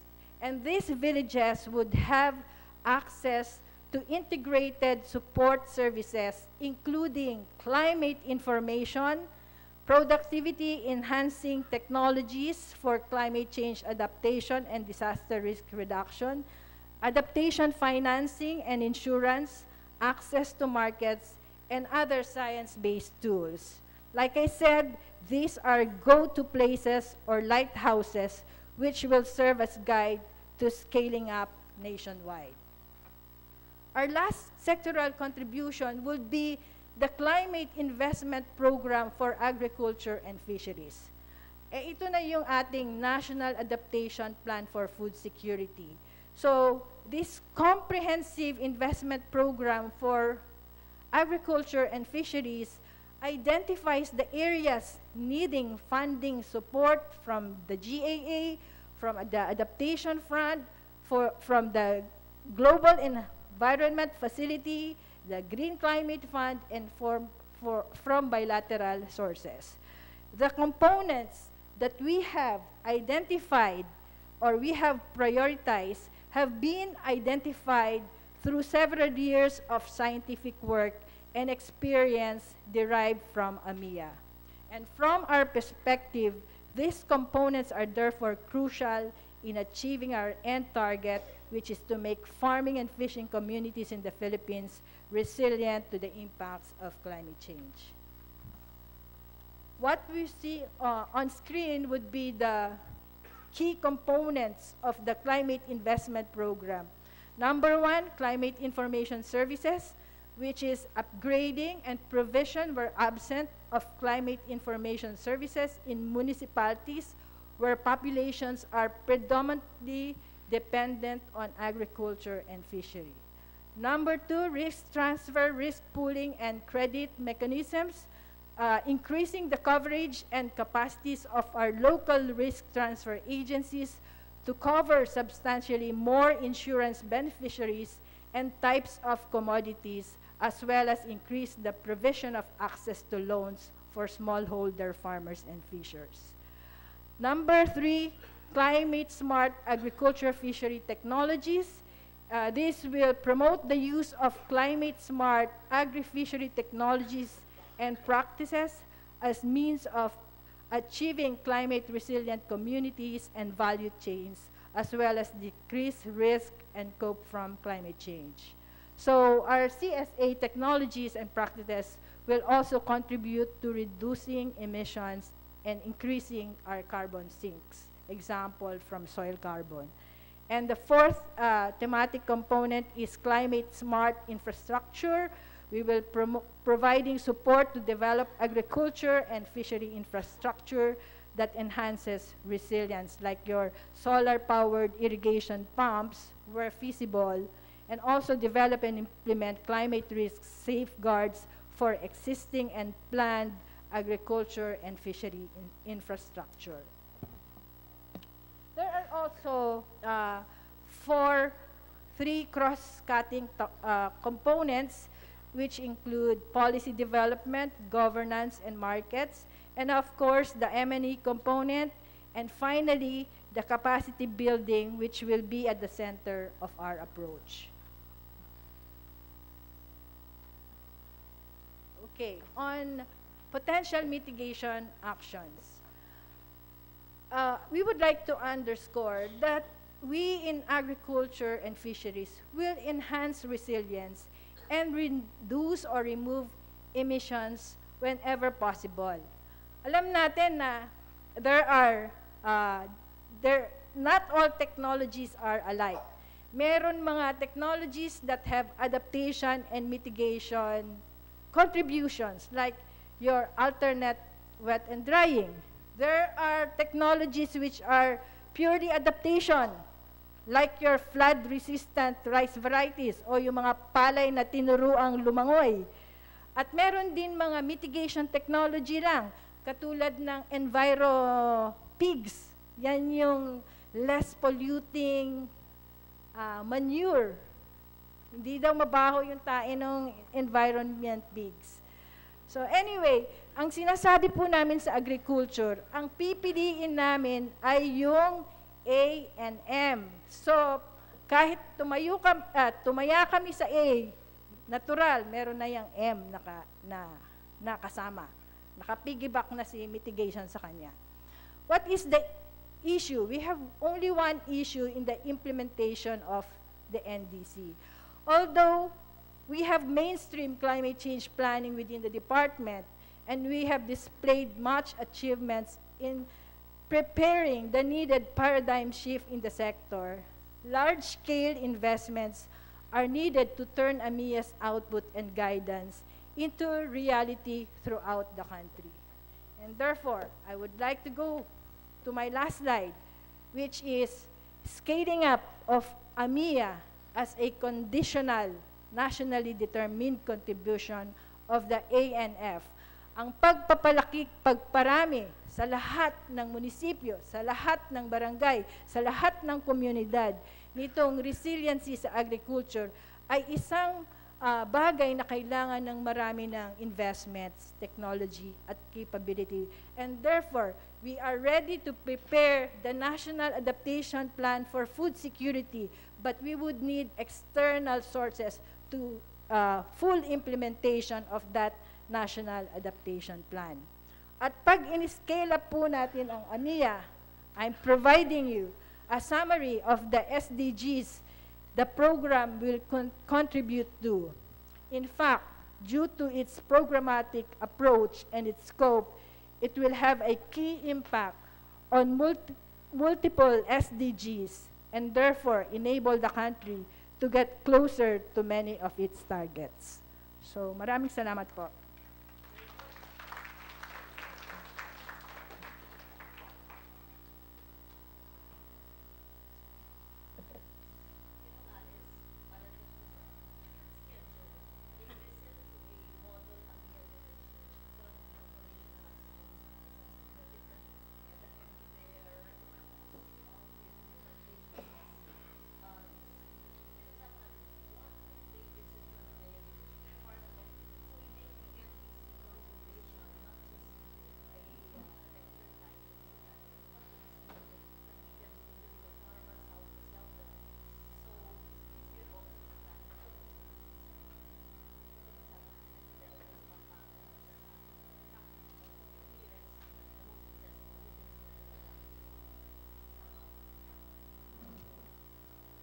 Next, to present for the waste sector, may we call on Ms. Delia Valdez of the National Solid Waste Management Commission.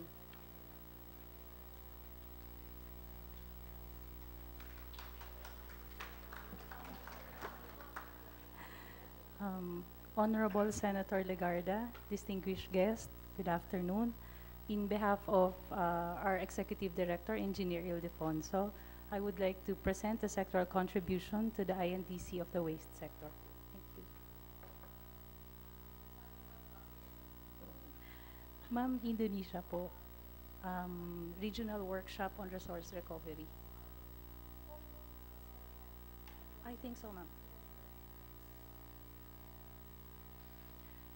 The first slide reflects yung from the various sector, including the transport. Pang-apat ang waste sector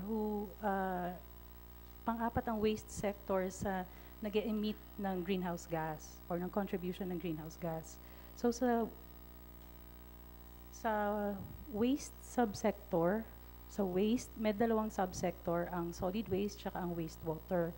Dito sa slide na to, pinapakita yung contributors or sectors kung saan mas malaki, kung saan nakikita natin yung may greenhouse gas emissions. So first, ang wastewater, followed by the residential waste, solid waste.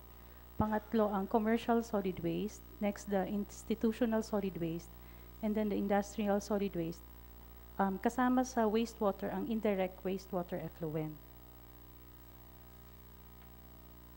We have utilized yung study ng Climate Change Commission on the NAMA options, and we have identified 10.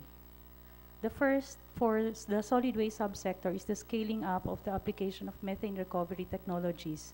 These are all on the disposal facilities. The next is the processing of residual waste for waste to energy. The next is the improvement of solid waste diversion through the establishment of materials recovery facilities. The next is the diversion of organic waste for composting. The fifth is the segregation of plastics, metals, and paper for recycling. The number 6 is mainstreaming of, the informal sector in the waste management. Number 7 is the improvement of waste collection and disposal, meaning increasing collection coverage. Number 8 is the optimization of solid waste collection and routing schemes. Number 9 is the closure of open and controlled dump sites. And number 10 is the use of eco-efficient or methane oxidizing soil cover. If you may notice, lahat po iyan ay nakalagay sa Republic Act 9003 or doon sa Ecological Solid Waste Management Act. Ibig sabihin, yung mitigating options on the solid waste subsector nakalay down na since year 2000. So it's a matter of scaling up those activities na nakalagay as mandatory requirement of RA 9003. For the wastewater subsector, 9 NAMA options have been listed. This includes the use of low greenhouse gas emitting sanitation structure, which includes yung EcoSan, improvement of plumbing system and conveyances, methane control recovery and utilization, sludge to biosolids utilization, improved septic tank design and accessibility, strict implementation of the septage management program, decentralized wastewater treatment, expand service coverage of wastewater treatment outside Metro Manila, and the safe reuse of wastewater for irrigation and other agricultural purposes. Let me just focus on the solid waste subsector. Of the 10 NAMA options that was raised a while ago, we have identified 5 priority NAMA options na ginawa ng cost-benefit analysis. First is the municipal solid waste digestion. Potential cumulative mitigation potential in million tons equivalent ng carbon dioxide is 7.57. Yung solid waste digestion, these are digesters that are being used for composting by local government units.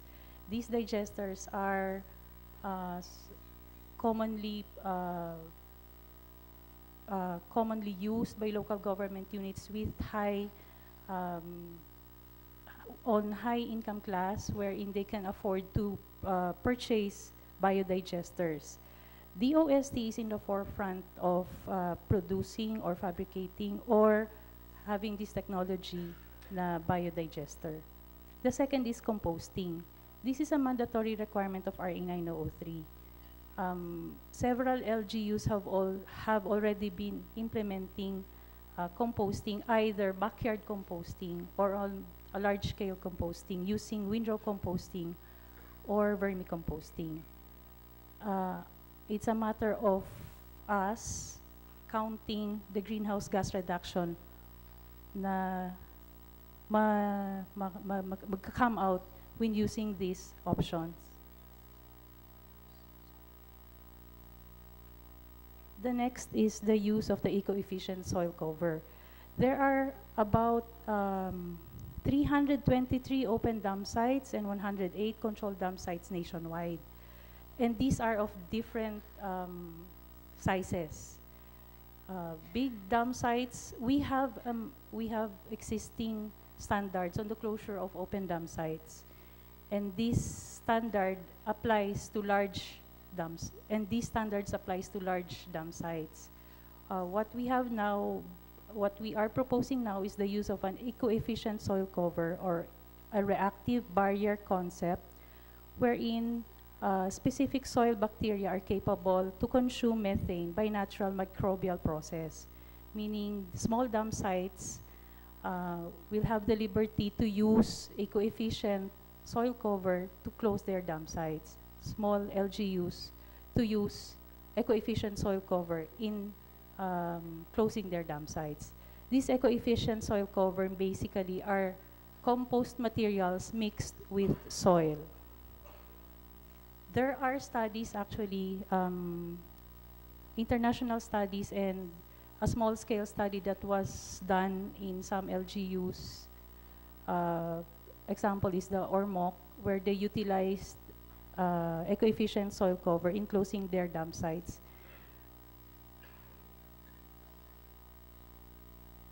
The next is methane recovery from landfills.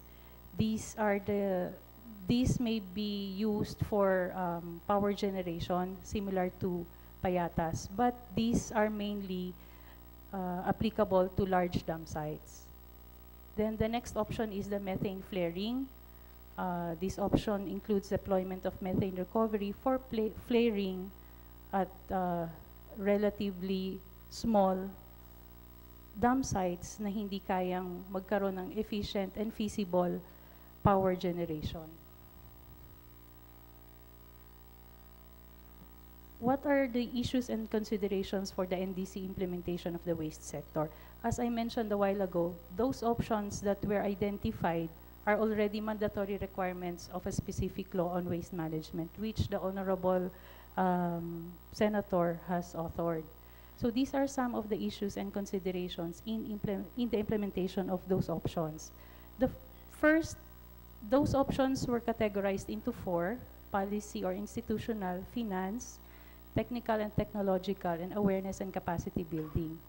The policy includes the provision of guidelines or guidance on how to use or how to implement the eco-efficient soil cover, the composting facilities, and the waste-to-energy projects.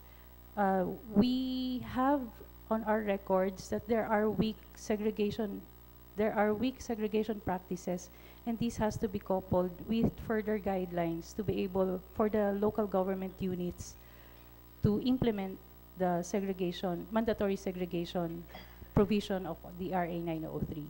Further, there are also facilities like the disposal facilities that has to be included in the LGU's comprehensive land use plan. For finance, the RA 903 has been in effect for 17 years already, and some local government units have been assisted in the implementation of the law, and others find it difficult to pursue with the implementation of the law. That's why for the first implementation issue barrier is that we saw the need to establish the National Solid Waste Management Fund, wherein the local government units can tap for various solid waste management activities, which includes establishment of materials recovery facilities, including the provision for equipments or processing equipments, the closure of open and controlled dam sites, and the provision of having a sanitary landfill or establishing a sanitary landfill. For waste to energy, we have thought of it that it may have to be feasible, or it has high investment cost, and it has to have it requires an economies of scale. For waste to energy, we still have to follow the law that there is segregation. So for waste to energy, only residual waste shall be processed.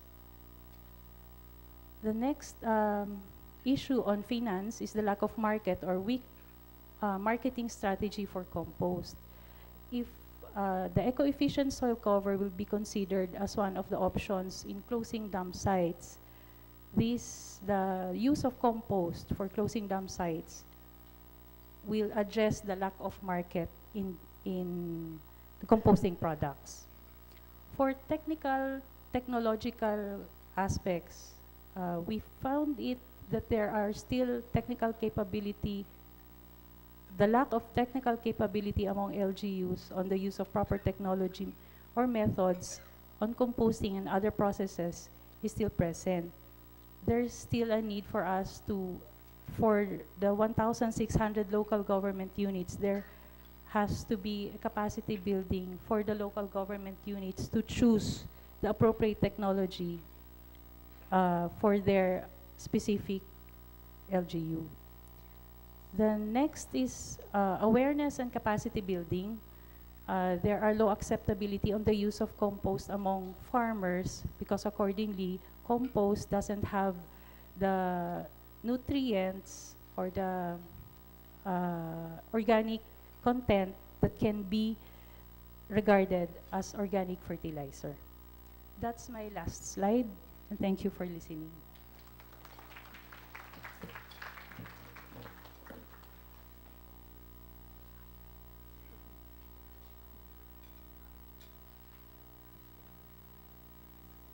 Thank you, Ms. Valdez.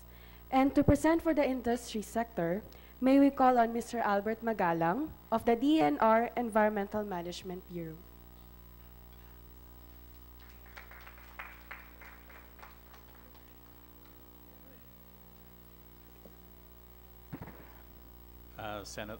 Honorable Senator Ligarda, Commissioners of the Climate Change Commission headed by Secretary De Guzman, Yusek Tihanki, other government officials who are here.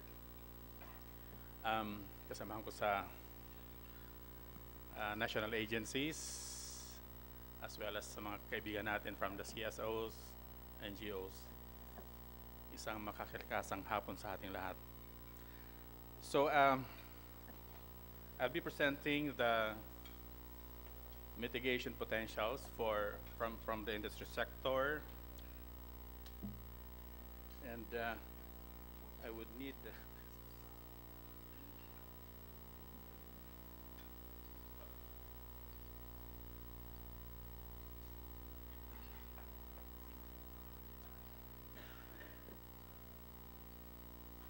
okay. So the coverage of the industrial processes and product use, commonly known as the IPPU sector, these are the greenhouse gas emissions occurring from industrial processes, from the use of greenhouse gases in products, and from non-energy uses of fossil fuel. Non-energy kasi the energy uses are being handled by the energy sector. So greenhouse gas emissions are produced from a wide variety of industrial activities. So the main emission sources are releases from industrial processes that chemically or physically transform materials. So dito sa industry sector, karamihan sa amin ay chemist. Kasi we're looking at yung mga chemical processes or physical transformation of various materials and looking and counting the CO2 or other greenhouse gas emissions that are being produced. So during these processes, many different greenhouse gases, including carbon dioxide, methane, nitrous oxide, hydrofluorocarbons, and perfluorocarbons can be produced. So in addition, greenhouse gases often are used in products such as refrigerators, foams, and aerosol cans.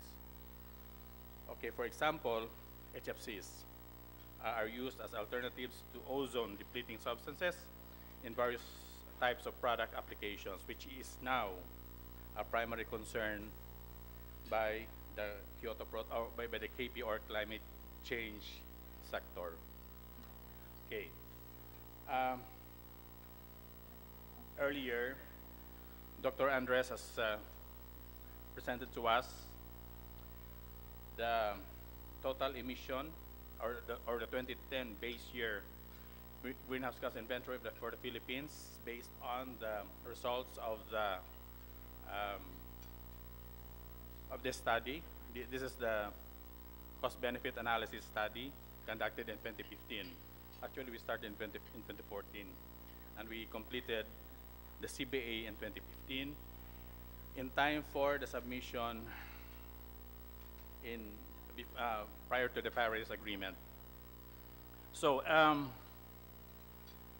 the 2010 base year greenhouse gas inventory for the Philippines is organized according to the standard or standard categories used by the Intergovernmental Panel on Climate Change, or the IPCC, in the 2006 inventory guidelines. So as you'll see in the graph, the total emissions from non-land use and land use change sector is estimated at 155.1 million tons of carbon dioxide equivalent. So the biggest share of emission per sector is the energy, followed by agriculture, and then transport, waste, and the IPPU, which is my concern, the industrial processes and product use sector. So kanina sabi ni Alice, true enough, there's emission from agriculture, medyo significant. Kaso nga sabi nga natin, pero sabi nga, sabi na Alice, bahala kayo, or perhaps in the course of pag in-add up lahat, kasi hindi kasamang forestry dito eh. Ang laki ng tawag dito, role ng forest or carbon sequestration, which is about, wala dito sa graph, negative 83.2. Negative kasi, naman siya, sequestration naman siya. So, maninegate, basically, ang emission from the agri-sector. Kaya masaya si Alice. Magpo-focus na lang siya sa adaptation. In fact, if we have to, based on the cost-benefit analysis, if we consider carbon sequestration, ang maging net emission ng Pilipinas for 2010 is just 71.9 million tons of CO2 out of the 155. 71 na lang yung ang ating magiging net emission. This is based on the cost-benefit analysis, which is still being revisited by agencies. Pero if we have to look at the overall base year greenhouse gas inventory in 2010, ang IPPU sector would only represent 7% of the total emission. Kung pang-apat yung waste, pang-lima yung IPPU. Pero ganun pa man, we have to address yung emissions coming from this sector. And then, just like the waste sector, we have identified yung mga iba't ibang options, potential mitigation options under this sector. So, Dr. Andres has also mentioned this, and in fact, we're also working on revisiting the numbers. So we're able to come up with initial estimated reduction per mitigation action, yung mga nabanggit ni Lisa kanina. So these are the priority mitigation options based on the yung mga initial computation. Like for example, looking at the sector, ang pinakamalaking emission talaga is coming from the cement clinker reduction, followed by the cement, That's why yung isa sa mga intervention na nakikita is to work on the alternatives na kung saan ay mababa ang clinker content. Kasi in the course of using too much clinker content by mass, mas malaki ang carbon dioxide na ini-emit. So this option, first option, would consider the introduction of lower clinker cement, 60% clinker by mass. So this option would result in the decrease of direct process emissions of carbon dioxide from the production of clinker, as well as the reduction of emissions from the energy required to produce the clinker. Ang ginagamit palagi kasi yung mga high clinker pa natin cement ay yung Portland cement. May mga alternatives like the use of gypsum, use of fly ash. Siguro may mga byproducts tayo dyan. Mga fly ash, gamitin natin dito sa cement clinker. So that will lower down the CO2 emission. And then, importante din na ma-recover yung waste heat from the cement manufacturing. So that's why we have listed here as a second option yung cement waste heat recovery with the estimated reduction in kilotons carbon dioxide equivalent Very important din ang sa mitigation action is yung recovery ng recyclables. The third option will on the increased glass cullet use. So this option assumes increase in the amount of cullet or recycled glass that will be used in container glass manufacturing, resulting in a decrease of carbon dioxide and in the process emission from during glass production. And then biomass in cement, the fourth one. So this option analyzes substitution of rice hull waste. Di ba ang dami? Agricultural waste na nga eh. Rice hull waste from agriculture as a source of feedstock instead of coal or other fuel sources. And then biomass co-firing, this option will also explores the potential for biomass co-firing in existing coal plants, building on assessments of biomass availability. Pero nasa kumpanya ito eh. There's ongoing study on this research. So, in addition to this, may mga additional mitigation options kaming na-identify. So wala pa siyang measurement. So shift, una dito, is the shift to natural refrigerants, which can also address or in relation to the Kigali Agreement, amendment, which we also have to address. So shifting to natural refrigerants would explore the mitigation potential of shifting from high global warming potential refrigerants, particularly HFCs, to natural refrigerants like hydrocarbons, carbon dioxide, ammonia, water, that would have very low or no global warming potential at all. And then second, as an offshoot of the EMB project on chillers, additional mitigation option then yung replacement of old chillers with new high efficiency chillers that will reduce emissions from energy consumption and fugitive emissions. For non-greenhouse gases,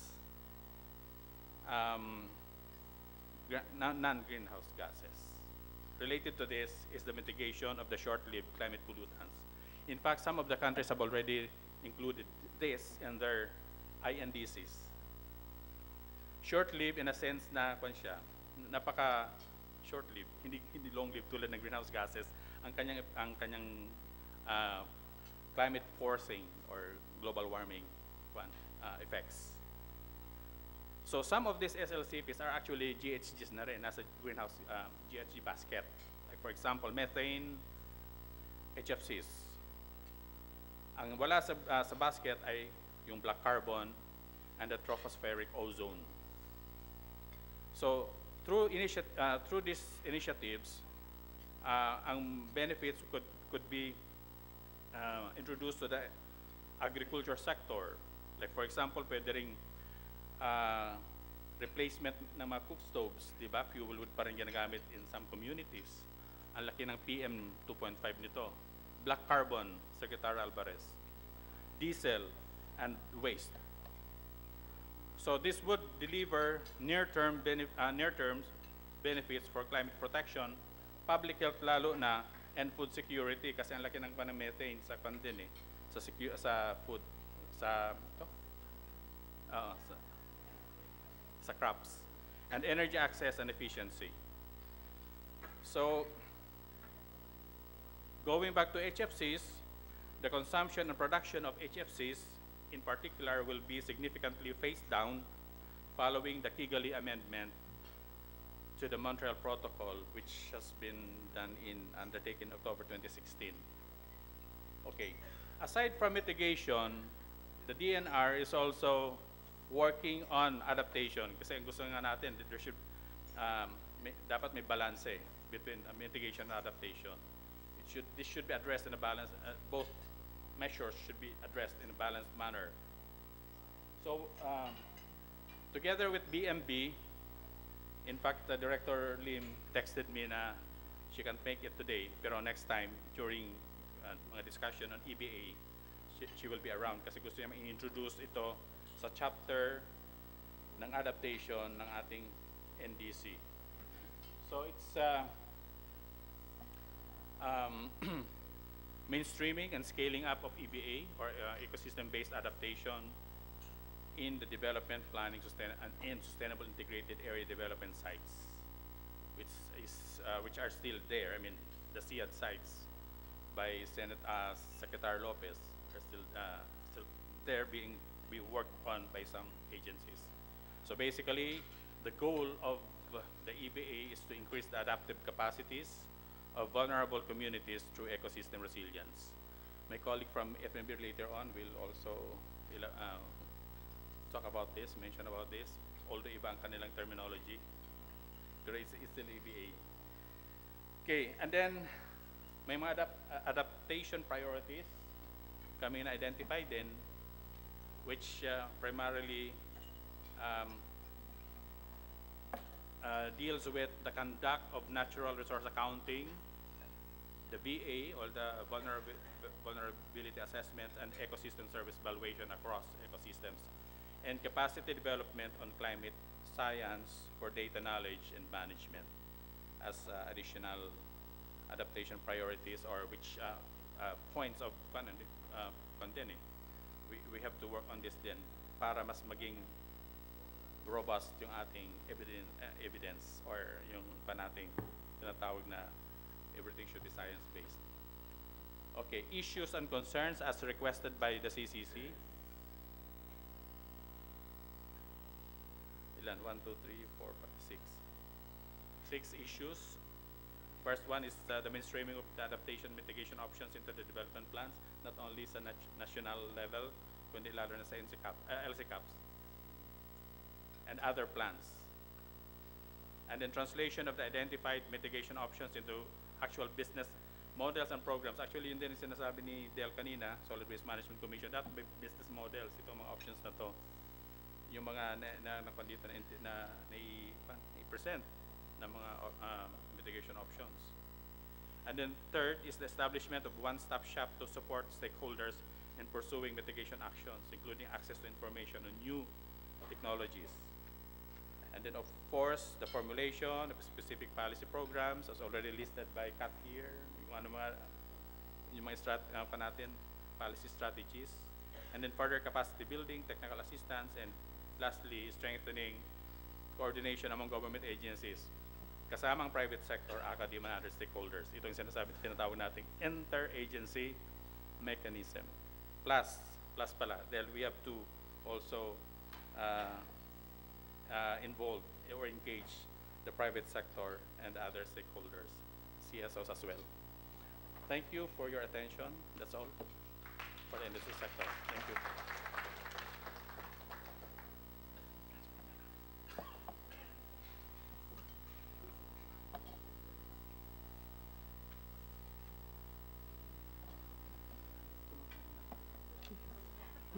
Thank you, Mr. Albert Magalang. And to present for the transport sector, may we call on Assistant Secretary Richmond De Leon.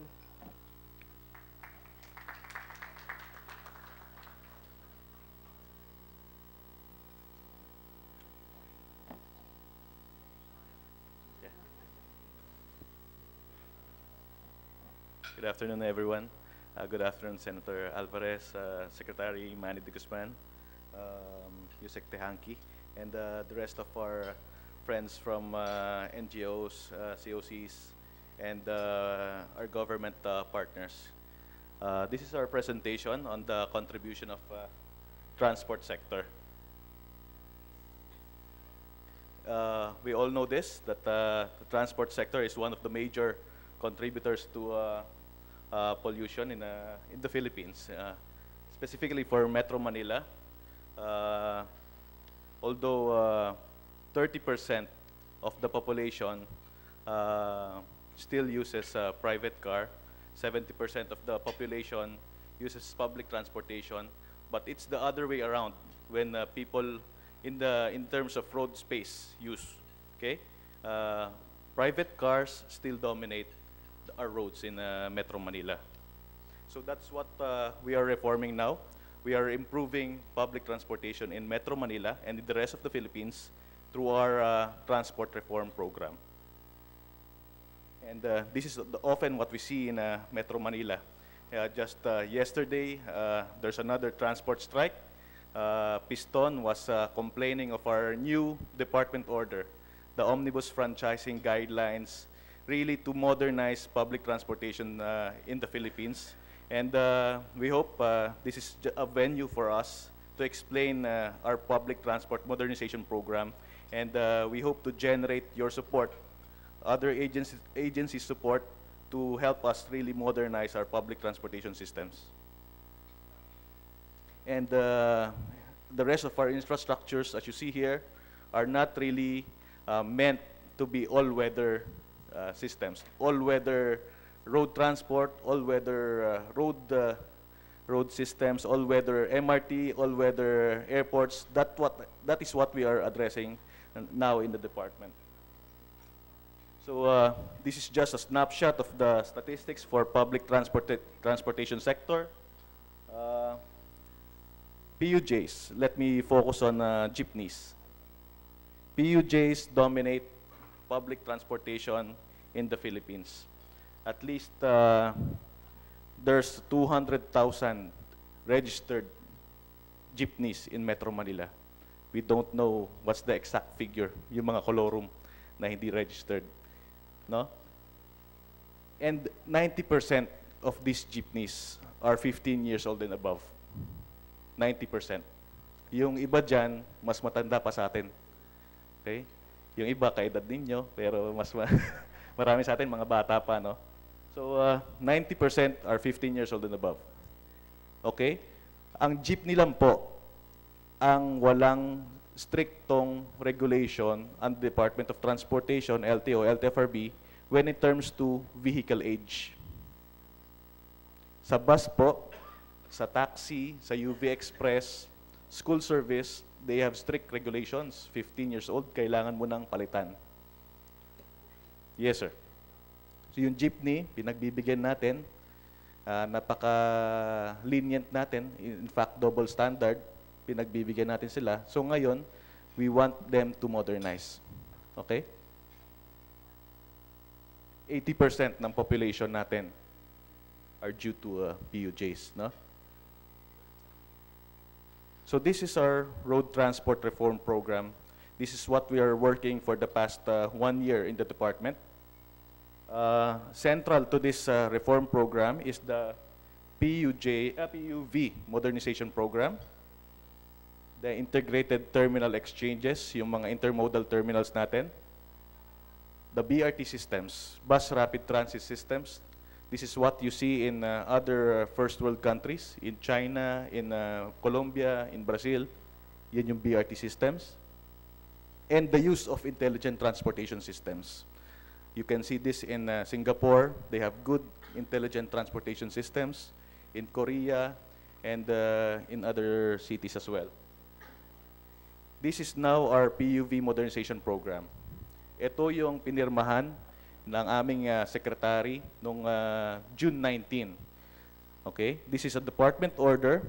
It's really a ambitious, radical, transformational reform program for the public transportation sector. Kaya kami winiwelga talaga ng mga jeepneys, mga sector na yan. Ano? Hindi lang po ito kasi rini-reform natin yung vehicle, ano? Binabago din natin yung kanilang sistema ng mga prangkisa. Later, I'll explain it one by one. So ito yung vision natin sa public transportation. Before, traffic is disorganized, competitive. Lahat nag-uunahan sa kalsada, yung mga jeepney, kanya-kanyang franchise kasi yan. One franchise, one unit. So very disorganized ang takbo nila sa kalsada. What we want, what the Filipinos want, is a transit-oriented development. There will be order, more mobility options, and there will be vehicle operating cost savings. Unreliable ang ating transportation system. In other countries, pagtanungin mo, how far is your home from your home to your work? Minutes ang sasabihin nila. Sa atin, ang value of time natin, oras. Isang oras, 2 oras, ganun tayo mag-measure ng time. Sa kanila, very precise, minutes, in terms of minutes. Ganun ka-unreliable ang ating public transportation system.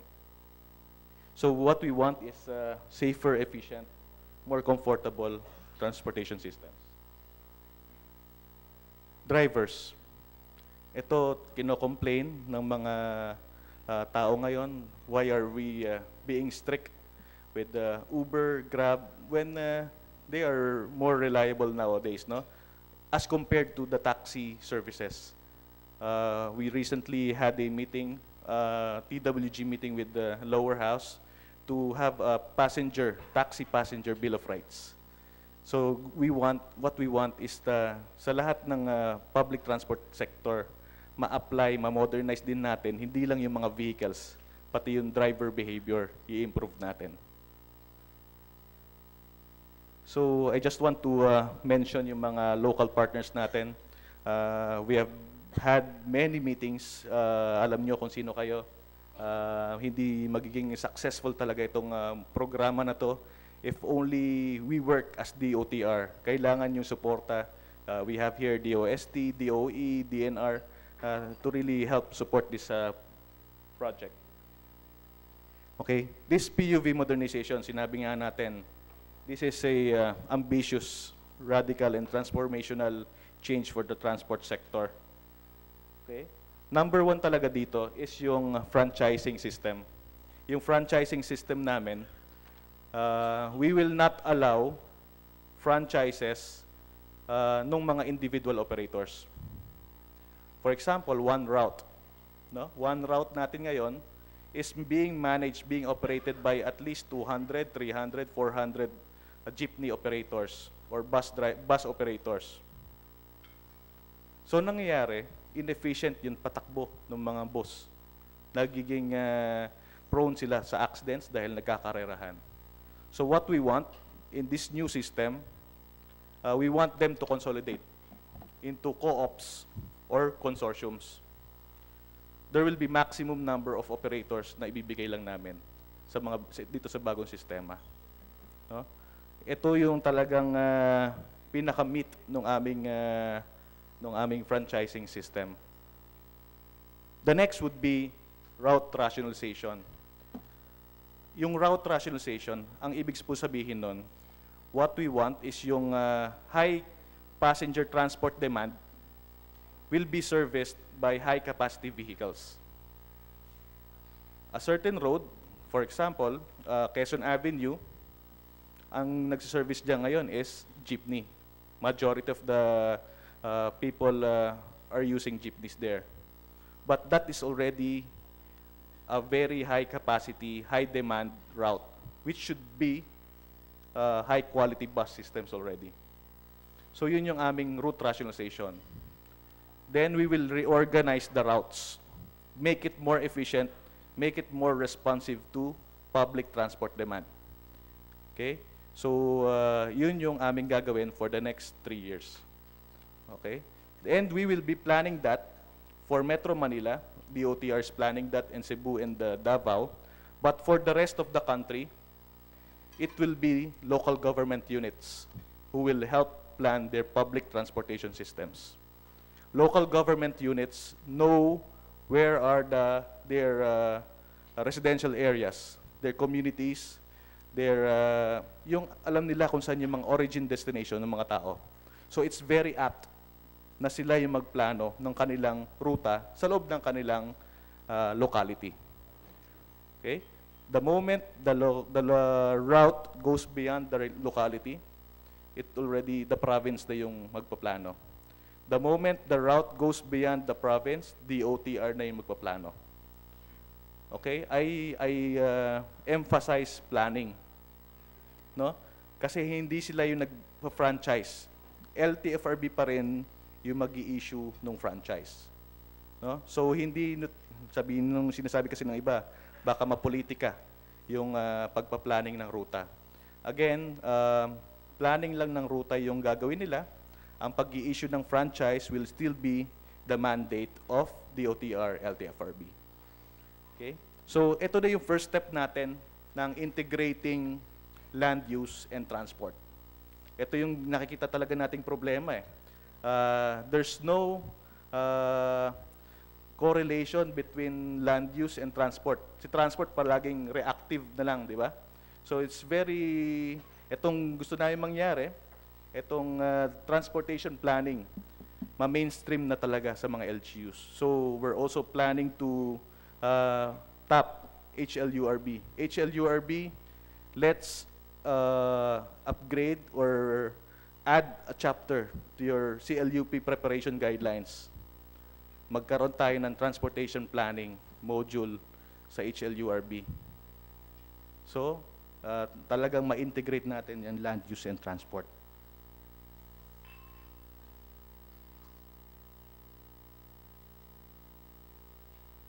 Okay. On the fleet modernization, number 1 sa requirement namin that all new franchises, yung mga vehicles, should at least be Euro 4 compliant. Okay? Marami sa mga vehicles natin ngayon hindi pa Euro 4 compliant. Matagal na tayong dapat naging Euro 4. Pero kami sa DOTR, we will implement this requirement of the Clean Air Act.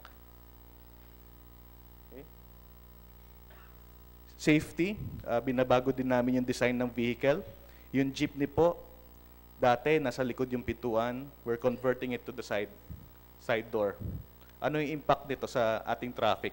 Ano yung impact nito sa environment? Kapag naging side door na, mas efficient na yung pagbaba, pagsakay ng pasahero.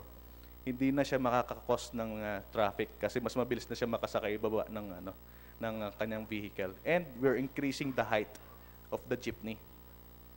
Okay? Yung maliit lang na segundo na na-improve natin, yung pagbaba, sakay, malaki na yung impact nito in terms of traffic.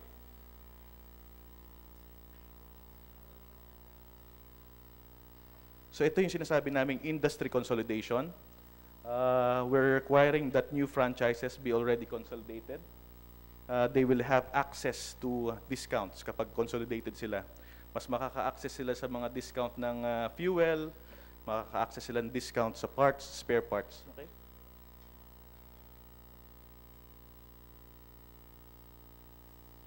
Another is the motor vehicle useful life.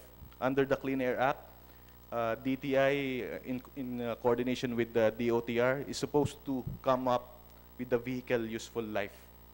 No? In other countries, pati private vehicles, very strict sila. In Singapore, I think it's 10 years. In other countries, mas maluwag ng konti, 12 years, 15 years. So kailangan natin pag-usapan with DTI paano natin makapag-come up nitong vehicle useful life program, no?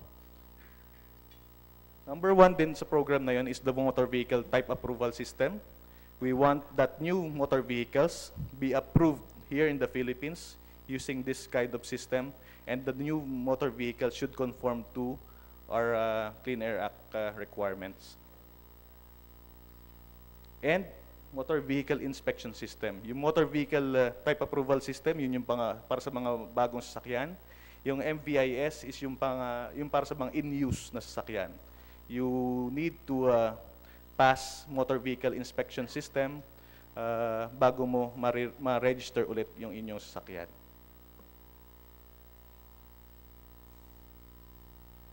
Then we will be having public transport information and management centers.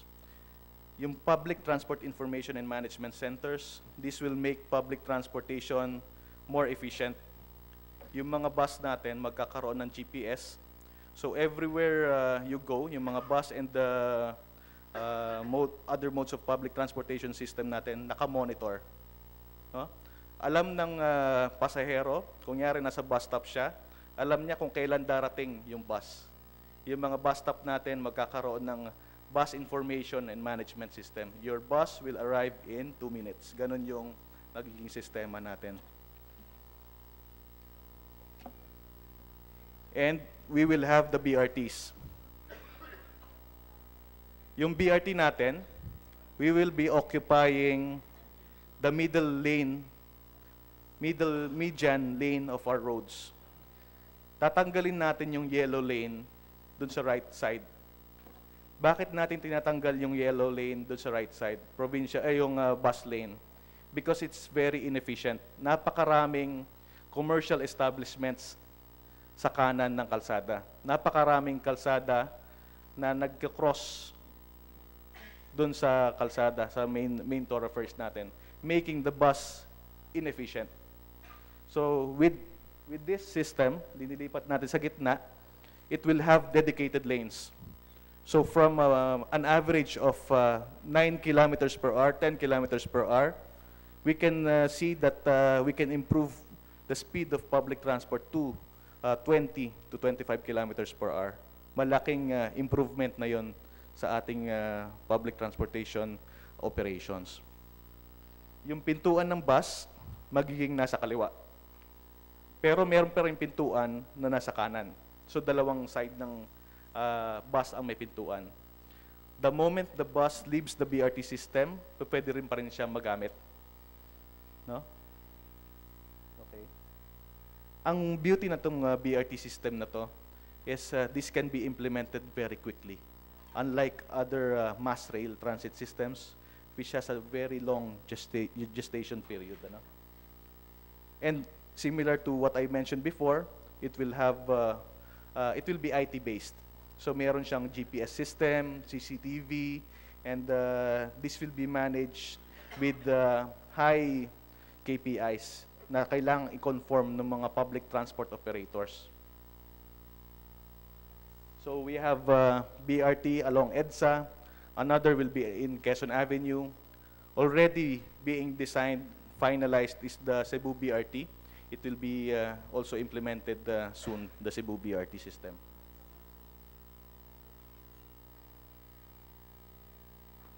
The next would be our intermodal terminals. Imagine we have 80 provincial bus terminals inside Metro Manila. 80 provincial bus terminals inside Metro Manila. At least 6,000 provincial buses entering our core, along EDSA, contributing to congestion in our major streets. Yung pagpasok nila, paglabas ng terminal, malaki ang impact nila in our transportation system. With our integrated terminals, we are removing these provincial bus terminals. We are developing 3 integrated terminals. One in the southwest for buses going to Cavite, Batangas area. One in the south for buses going Visayas, Mindanao, Laguna area. And one in the north, yung mga panorte, Northern Luzon, Central Luzon. So there will be 3 ITX terminals, and this will be equipped with advanced booking systems. So pwede ka nang mag-book ng inyong bus ticket going to the province using your cell phone apps. So talagang na-modernize mo yung transportation system, ginawa mong efficient ang transportation system, and thereby reducing congestion in our roads. Mapunta tayo sa rail.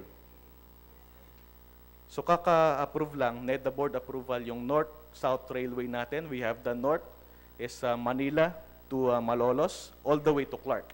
And Manila to Bicol Railway. And there will be at least 6 more mass transit lines. LRT2 line extension to Masinag, LRT line 1 to Cavite, LRT line 2 West Extension, line 6, MRT3 capacity expansion project, and MRT7. So from a number of 70 kilometers of railway, what we want in the Duterte administration is we want to expand railways from 70 to 1,800 kilometers. Ito yung talagang build program ng ating administration. On the aviation side, this is just sample yung New Bohol Airport, but we are also modernizing the rest of our regional airports. Pag na-modernize natin yung regional airports and make them night rated capable. Ibig sabihin, yung mga airport natin pwedeng bumiyahe kahit gabi. We are reducing congestion in our NAIA airport. Sa ngayon kasi, yung NAIA airport natin, lahat ng flights, siksik dun sa umaga, tanghali, hapon. Kasi yung mga regional airports natin cannot accommodate night flying. So by improving night flying capability, madi-decongest din natin yung NAIA airport. And we're making sure that the new airports, regional airports, are already conforming to green technologies, green building technology. Then again, ito yung pinakamaganda ring nagawa ng department sa ngayon is the CNS ATM. This is the Communication, Navigation, Surveillance, and Air Traffic Management System. This is a radar system, no? Very advanced radar system. It makes the flights more reliable. It lessens yung congestion sa ere. Malaking fuel savings ito sa mga airlines natin with this the establishment of this CNS ATM system. So we're having this installed nationwide to have 100% coverage, radar coverage for the Philippines. Previously, 30% coverage lang tayo. Lumilipad yung ibang eroplano natin nang hindi na monitor kung nasan sila. Ganun po yung nangyayari before. Sa maritime, ini-improve din natin ng ating port power source. So yung mga barko na nakadock, hindi na nila kailangan mag-run ng kanilang sariling power machines, engines. They can just tap to power from the shore, from the port. And we will be using electrical gantries and forklifts to further reduce reliance on fossil fuel. There will be green ports to further reduce our carbon footprints. Another project is the Cavite Gateway Terminal. Yung mga barge natin, nakikita niyo yung mga trucks from Manila Port, they will need not travel by land anymore, papuntang south. So yung mga barges, yung mga containerized trucks natin will just travel by barge all the way to Cavite, dun sila pipick upin. So na-lessen natin yung congestion inside the Metro Manila area. So those are the projects that we hope that really contributes to our greenhouse gas emission reduction. And the issues kailangan natin sigurong pag-usapan, how do we update the numbers that are presented here. Napakalaking trabaho neto for us to improve our transportation system. Wala na kaming tao to help us quantify yung mga greenhouse gas emission reduction targets. So we hope to get your assistance on this. Thank you very much.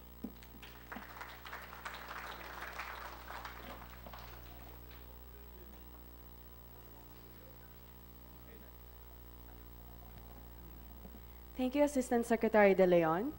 To present for the forestry sector, may we call on Mr. Alejandrino Sibucal of the DNR Forest Management Bureau.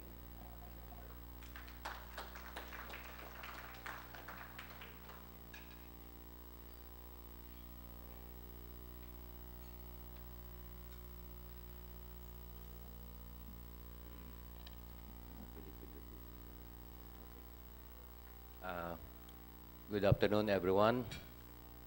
Fellow workers for climate change mitigation and adaptation.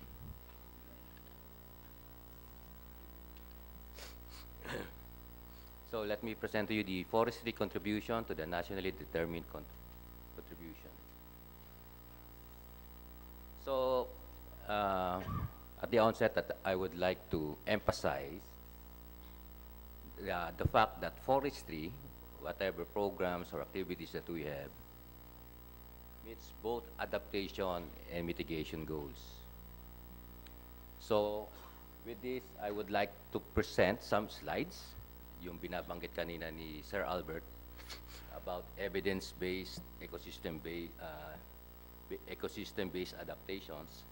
So we conducted, together with World Bank, DNR conducted a study which was completed in 2016 using ecosystem accounting and valuation methods and through modeling. I would like to show some slides of the results of these studies. So this first slide shows that higher forest cover generates higher water yields in the driest months of the year compared to lower forest cover, thereby helping enhance the resilience of communities dependent on these water resources. So this modeling is done or simulated for the Upper Marikina River Basin. So makikita natin dito, during the driest months, kung meron tayong forest cover, mas meron tayong groundwater, mas marami ating groundwater supply. So dito naman, makikita natin that forests have the potential to increase service area that could be irrigated by as much as 2,400% during the 3 driest months of the year. So makikita natin sa Upper Marikina, kung bare yung ating forest lands, pwede lang, ang capacity lang ng forest lands na to na magbigay ng irrigation water ay makakapagbigay lang siya sa 65 hectares. Whereas kung meron siyang forest cover, 1,571 hectares ang pwedeng service area. So yung conservation dito, ang scenario na to, ito yung meron tayong yung through existing policies natin, meron tayong limited use ng forest resources. Tsaka yung meron tayong mga strict implementation of forestry laws. So makikita rin natin dito, merong additional resource rent yung ating mga farmers on the ground kung yung watersheds ay mayroong forest cover. So makita natin sa Upper Marikina River Basin ay meron siyang additional 11.4 million pesos every year. So ito namang slide na to shows that water flow regulation by forests reduces potential floodwater generation in watersheds and in areas downstream of watersheds, thereby reducing the risk of flooding. So higher forest cover can help reduce the volume of floodwater generated in a watershed by 27 to 47% during the 3 wettest months of the year compared to a no forest cover landscape. So ano rin po to, ginawa natin to simulation na to sa Upper Marikina River Basin.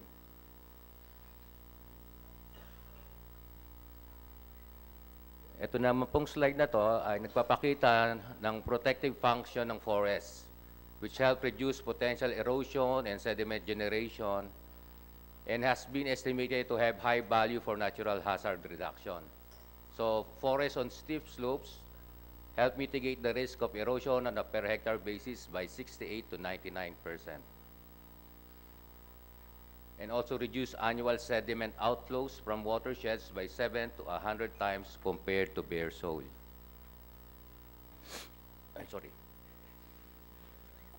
Sorry, Nisi. So how do we intend to enhance or maintain the delivery of these forest ecosystem services to the mitigation of climate change, mitigation and adaptation to climate change? So the DNR prepared the Philippine Master Plan for Forestry Development from 2015 to 2028. So it has a vision, climate resilient and sustainably managed watersheds and forest ecosystems providing environmental and economic benefits to society. So it has 3 major programs. Programs to strengthen resilience of forest ecosystems and communities, I'm sorry. Thank you, thank you. Programs to respond to demands for forest goods and ecosystem services, and programs to promote responsive governance in the forestry sector. So this plan is translated into regional action plans, which serve as basis in planning and targeting forestry-related interventions.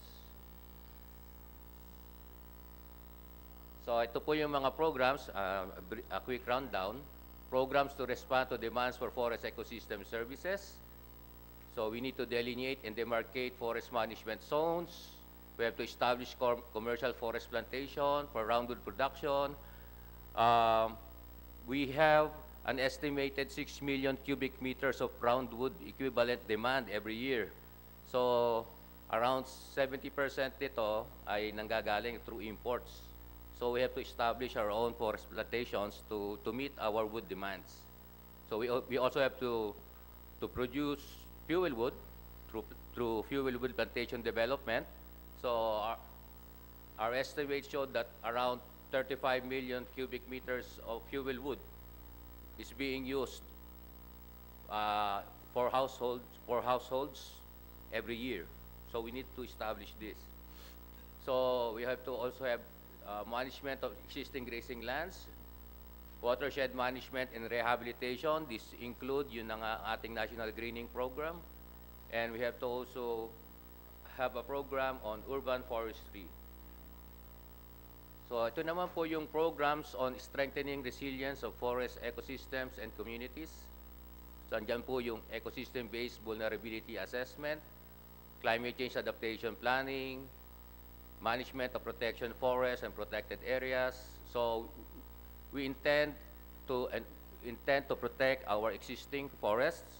So yung ating latest data, which is 2010, we have around 6.8 million hectares of forest covered areas. So we intend to protect all of this. So we have to also establish livelihood support to CBFM, community-based forest management agreement, and CADT holders. And we are formulating integrated watershed management forest land use plans, and we are also intending to implement reducing emission from forest degradation and forest or RED plus. So we also have programs for responsive governance, like inventory of forest occupants, issuance of tenure management instruments to close open access forests, institutionalizing collaborative management, mainstreaming climate change into DNR's policy and institutional processes. Next slide, please. Okay. Governance. Okay. So we also have other support strategies such as the information, education, and communication campaign, improved database management, sustainable financing, results-based monitoring and evaluation, forest certification system, and forestry research support. So how much does this cost?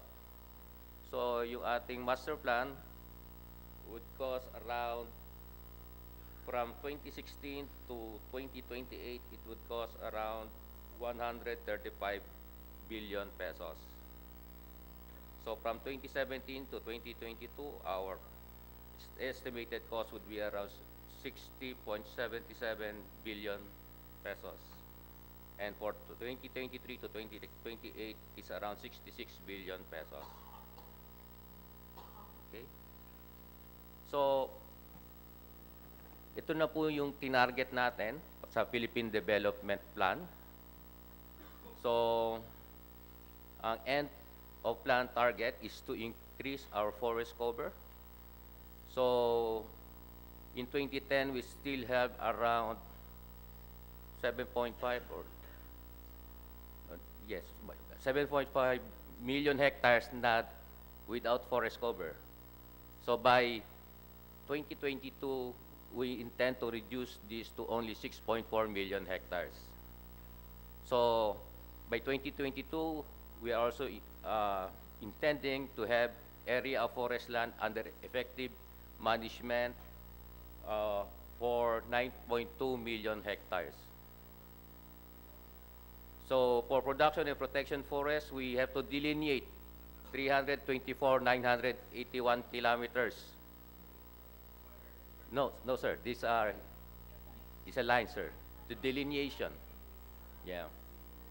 So if we just imagine how much we need to protect, because this is the boundary of the forest line.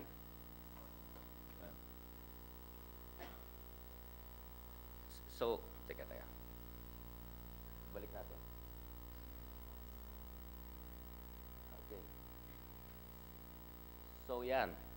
So, if we have around 9 million hectares of forest by 2022,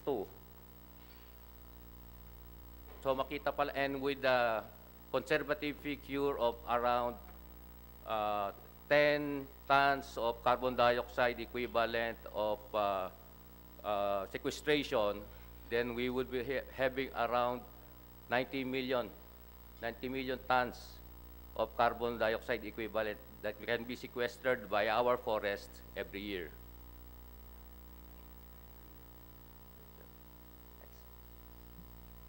So issues and consideration for NDC implementation in the forestry sector. We have some priority legislative agenda. So we need to have to pass the Sustainable Forest Management Act. So these main features of this proposed law is the permanency of forest limits. We have forest resources to promote the common good, sustainable and integrated development of forest lands and forest resources, enhancing private investments, and proper accounting and pricing of forest resources and financing of sustainable forest management, ecological resilience, ecosystem health, and climate change adaptation. So yun po ang laman ng Sustainable Forest Management Act. So we have to also pass the omnibus bill defining limits of forest land, which is, was submitted to Congress and undergoing series of deliberation. We have done our job. We have done our part. So the DNR has already finished forest land boundaries of 81 provinces and 2 cities, measuring around 88,665 kilometers. So another concern is we need to have sustainable financing for our forestry programs. So yung ginawa po naming plano, we can only manage, government can only manage to fund 35% of the activities there. So 65% will have to be sourced from donor investments and the private sector. So thank you very much for listening.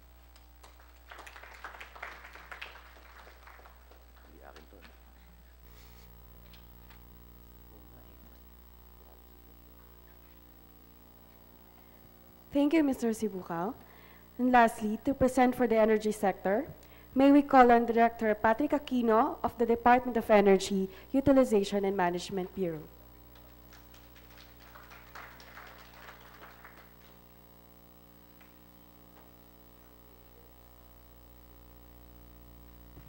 Yes, good afternoon. I'll keep this quick. This is actually a couple of slides only. Next slide, please. We'd like to, fellow workers in government and advocates for clean environment and sustainable energy consumption and development, good afternoon. At the outset, we'd like to point out that Department of Energy, that our mitigation initiatives is assumed in our adaptation initiatives. The thrust of the energy policy framework is really geared towards adaptation with mitigation co-benefits. What I'm flashing in the screen right now is our current thrust to have a vulnerability assessment for our existing power facilities and energy facilities. Next, to promote distributed generation for off-grid and island provinces. Thirdly is to equip disaster-prone areas with solar lamps. Those are renewable energy or solar household systems. And finally, fourth is to institutionalize resiliency for energy infrastructure. Next slide. This is the target for under the National Renewable Energy Plan, the roadmap. It's still being updated to reflect Ambition 2040. But as you can see, the original targets call for the tripling of renewable energy capacities from the installed to 15,000 megawatts by 2030. Under the Philippine Energy Plan 2017-2040 as updated, by 2040, we would want to align it with Ambition 2040 and increase renewable energy capacity by 20,000 to 20,000 megawatts. Note that under this, solar has already exceeded the targets. Next slide, please. We continue to support the program of the DOTR in the promotion of alternative fuels through the Auto LPG program, among others, our continued push for biofuels blending, exploration of hybrid and electric other technologies, such as Auto LPG, CNG, hybrid and electric. We are supportive of all initiatives that encourages the greater use of mass transport systems throughout the country. Next slide, please. On energy efficiency and conservation, we are expanding and improving on the energy labeling program. At the onset, we are doing public consultations on a policy for the minimum energy performance. Hopefully, in the coming years, we will have a MEP rating, which will set the minimum performance for commonly used energy-intensive items. Next slide, please. On the government side, we continue to implement the Government Energy Management Program from 2015 to 2016, an annual savings of capacity equivalent to 2,547 megawatts has been deferred, which is equivalent to a virtual power plant. Next is that our ongoing policy initiatives on the developments for the implementing guidelines for the Philippine Energy Standards and Labeling Program, or PSLP. And next is the directing compliance for the commercial, industrial, and transport sectors for the establishment of the Philippine Minimum Energy Performance Program. Note that the MEP program is a measure by which we intend to monitor, verify, and record energy intensity and consumption reductions. Next slide, please. We continue to explore clean technology options. Among this, I know it's controversial, nuclear remains on the table, but we also have a long-term view for having LNG options in the event that to replace Malampaya when it runs out in 2024. All of this is guided by ensuring that sufficiency of energy to power our continued growth. Next slide, please. On energy resiliency, which is a key activity of the department of late, our ongoing initiatives include through our government GOCC, Task Force Brotherhood, actually that's Task Force Kapatid, it was translated, Power Industry Disaster Preparedness Protocols, and the DOE Disaster Risk Reduction and Control Management Group. Policy initiatives-wise, we build on our APEC leadership for improving resiliency in our energy infrastructures, particularly on off-grid areas. We likewise issued, through the leadership of Secretary Alfonso Cosi, a department circular adopting resiliency planning and program in energy industries to mitigate the adverse effects brought about by disasters. Finally, we also have the Executive Order 30, Series of 2017, which declares energy projects as projects of national significance, establishing the Energy Investment Coordinating Committee. We are working hard at meeting the deadline set for having the implementing rules and regulations towards the end of the month. And this is going to be the second to the last slide. For challenges, we wish to seek your support for the passage of the energy efficiency and conservation legislation. We note we have a good champion already in the Senate, in the person of Senator Legarda, as well as the Energy Committee Chair, Senator Gatchalian. We hope to get your support for this as well. For the fuel diversification, we would also seek your assistance in the passage of the downstream natural gas industry legislation. There's also some challenges in arriving at the minimum energy performance implementation for energy-intensive equipment and appliances. Our ongoing vulnerability assessments of existing energy facilities and potential sites for many impacts of natural calamities and climate change remains challenging for us. On the review and development and adoption of design and engineering related to the vulnerability assessment would require assistance and funding. Finally, we would need interagency support for land use classification for energy facilities and possible access to the People's Survival Fund Malito and climate change funds with the aim in view of minimizing the impact of rates. Note that any climate proofing or resiliency would require capital investments, and this normally would translate to higher rates if we do not have this particular plan in place. And that would be my last slide. Thank you and good afternoon.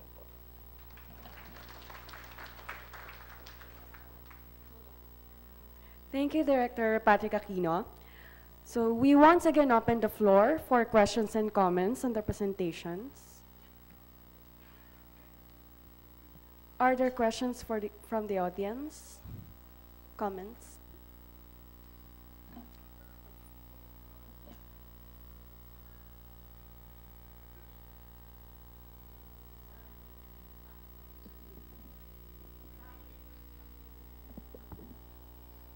Bakit wala tayong buildings? Yeah. What the Western focus on building. Sir, sorry. Because it's now, in modernizing communities like ours, it's now one of the most heavy contributor of carbon and high potential reduction arena. And our private sector has sought to organize alongside with systems that have been done in industrial countries. If we include them, perhaps your score will soar.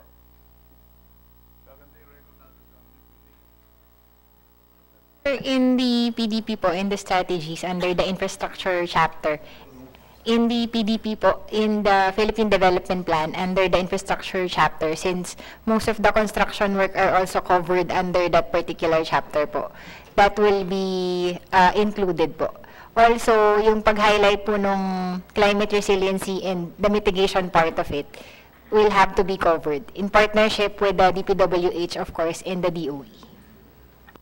The strategy, sir, it's already there. Before we get into that, will be covered.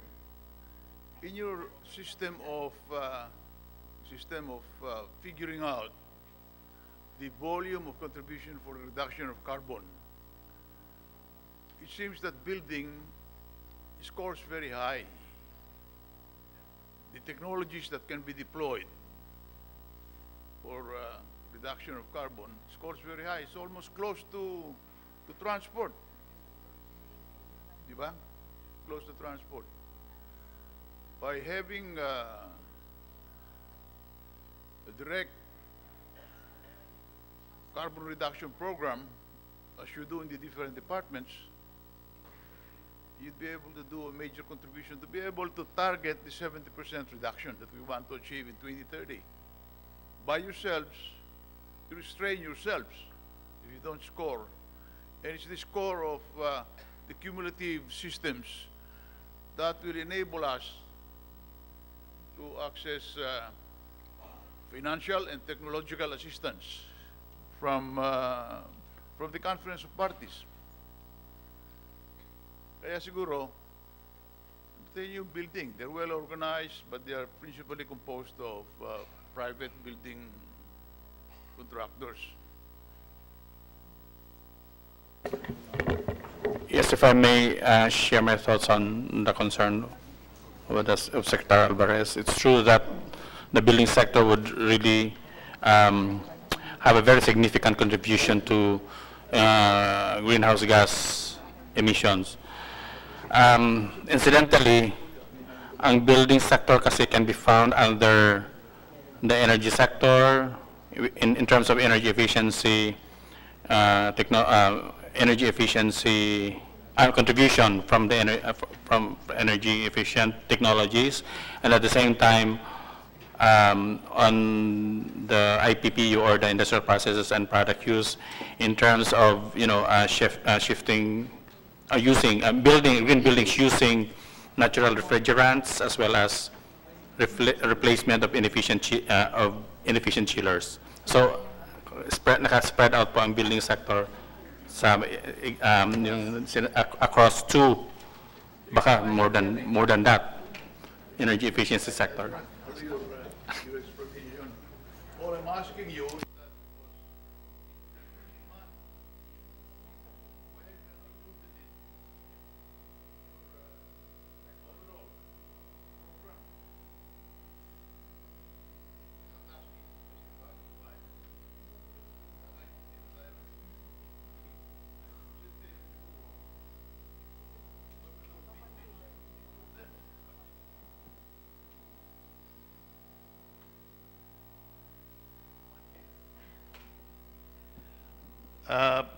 we're trying to target a 70% reduction.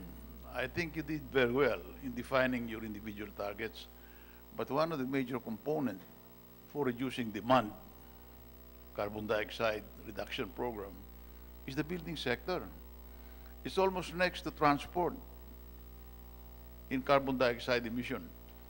And there's well organized, if not better, than the public sector, because building construction is principally in the hands of the private sector.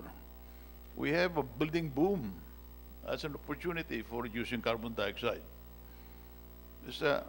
The idea to reduce is to be able to access assistance, financial and technological assistance as well.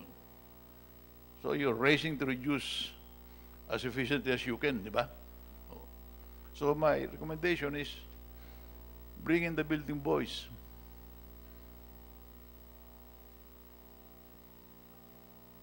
They already have crafted a pamphlet in accordance with international standards.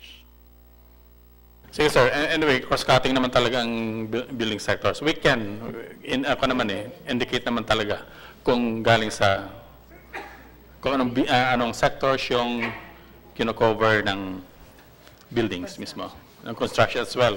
Kasi alam ko, hindi lang energy efficiency, yung RAC or the refrigerants and air conditioning, kundi pati particulate matter or the sinasabi nating short-lived climate pollutants. Sige, we'll consider that, sir, sa drafting ng NDC. Thank you.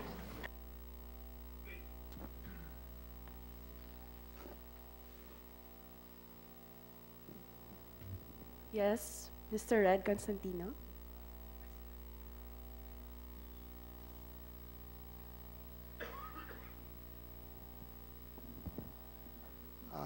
Thank you very much. I guess reflecting the views of some of my colleagues, this meeting is very important because to us it's very symbolic. It jumpstarts again the NDC process. And I have some potentially difficult questions. But the potentially difficult questions, I'd like to ensure that there's also a very clear predicate. These questions, I don't think, need to be answered right now, especially because they're for CAT and NEDA. No? They don't need to be answered right now, and they may not even be answered in the next few months because they're very difficult. And I guess it's also our way of saying you don't need to answer that on your own, because many of the civil society groups that are here are prepared to fully support this government succeed, including in addressing some of the data gaps in the NDC. So that's a very important predicate to the question, the questions, because the NDC, as we have all seen from the presentations, is very complex, and the gaps are pretty big, not only in terms of each sector, but how each sectors actually fit together. Most of them, the links the heavy lifting will have to be in NEDA also, and we want to assure NEDA that we will do what we can, no, to help fill those gaps. No. So I guess the first question would be, and again, you don't need to answer this now, Kat,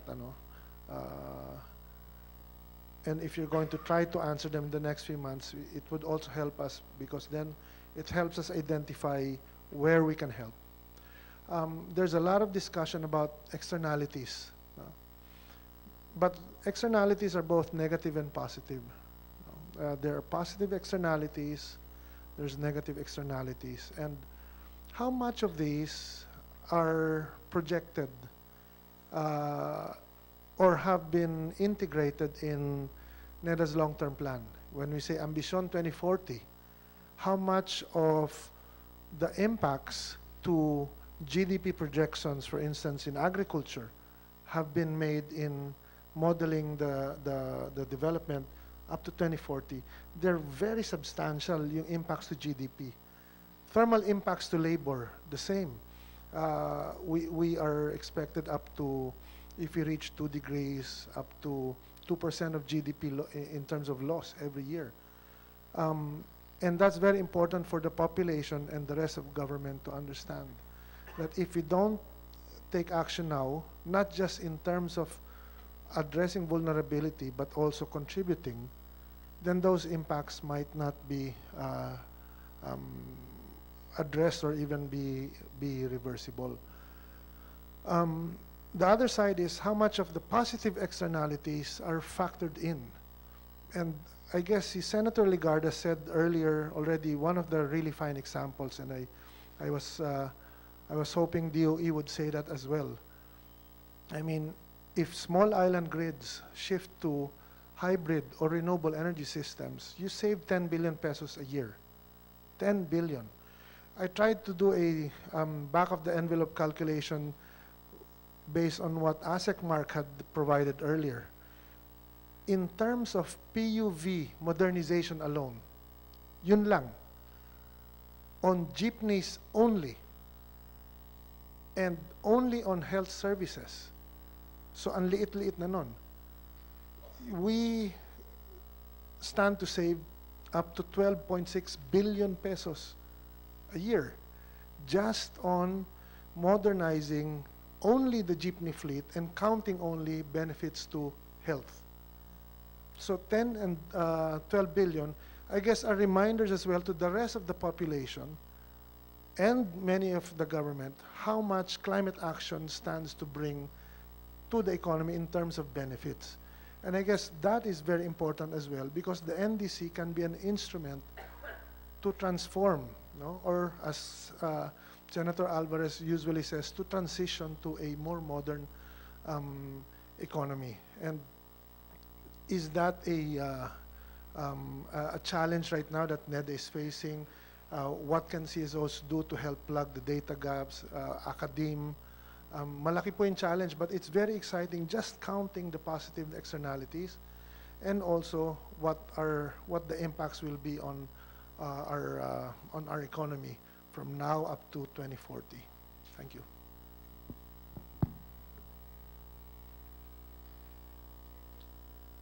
Just to give you a quick answer, this is based on my personal understanding on how the projections were made.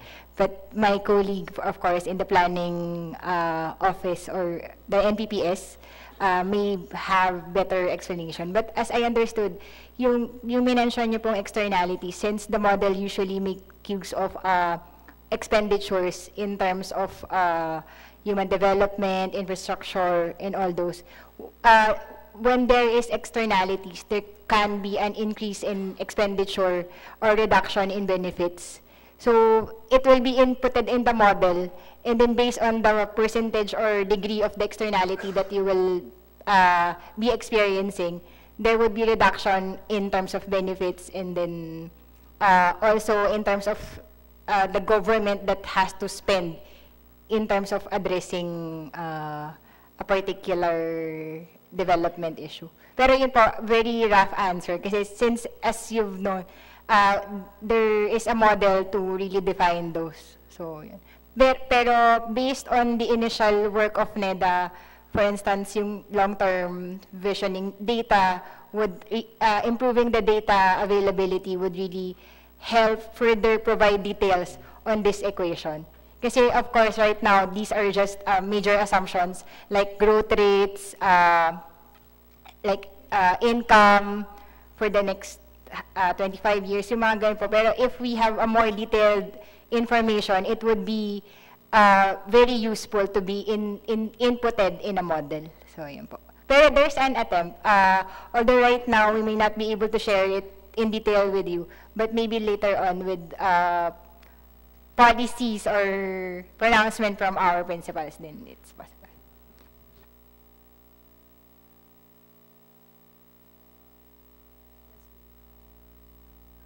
I'm from the First Philippine Holdings and Energy Development Corporation.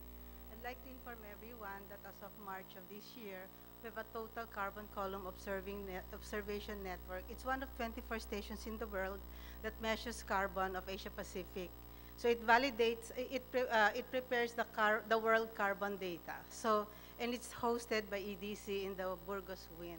So we would like to recommend that Ma'am Rosa or physical scientists sit down with our partners from NASA, JAXA, and Ministry of Energy, Ministry of Environment in Japan next quarter to try to find out how our carbon column can validate the consolidated submission of our country as far as our carbon footprint is concerned. That's one. The second is, since carbon is a driver of climate change, is it timely to already amend our Clean Air Act to have a carbon dioxide standard? And lastly, I know that IPCC has models and they've been used for your modeling. May I inquire whether you also consider the fact that although there is a model, we also know that because we are in the equator, when there's a climate departure, and it's 2 degrees around the world, it's around 3 to 5 degrees in the equator. And in the last modeling of the University of Hawaii, 30,000 times it has been run for 1 billion data points. It was shown that the 2 degrees will come earlier around Indonesia, which is close to the Philippines. And then it was reinforced last month by another study where they zoomed in all of the countries, and when I look at the Philippines, it will be very, the climate departure in terms of the unprecedented heating will be in Mindanao. So we can submit the studies.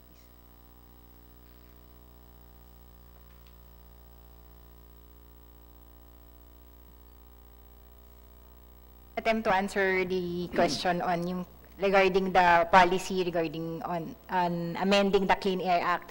Siguro ma'am, walang concrete answer, but right now, since we are revisiting the NDC, if ever that can be one of the avenues for us to contribute in mitigating or achieving our targets, that can be one of the priority legislation po. Pero right now, yun nga, it has to be consulted kasi.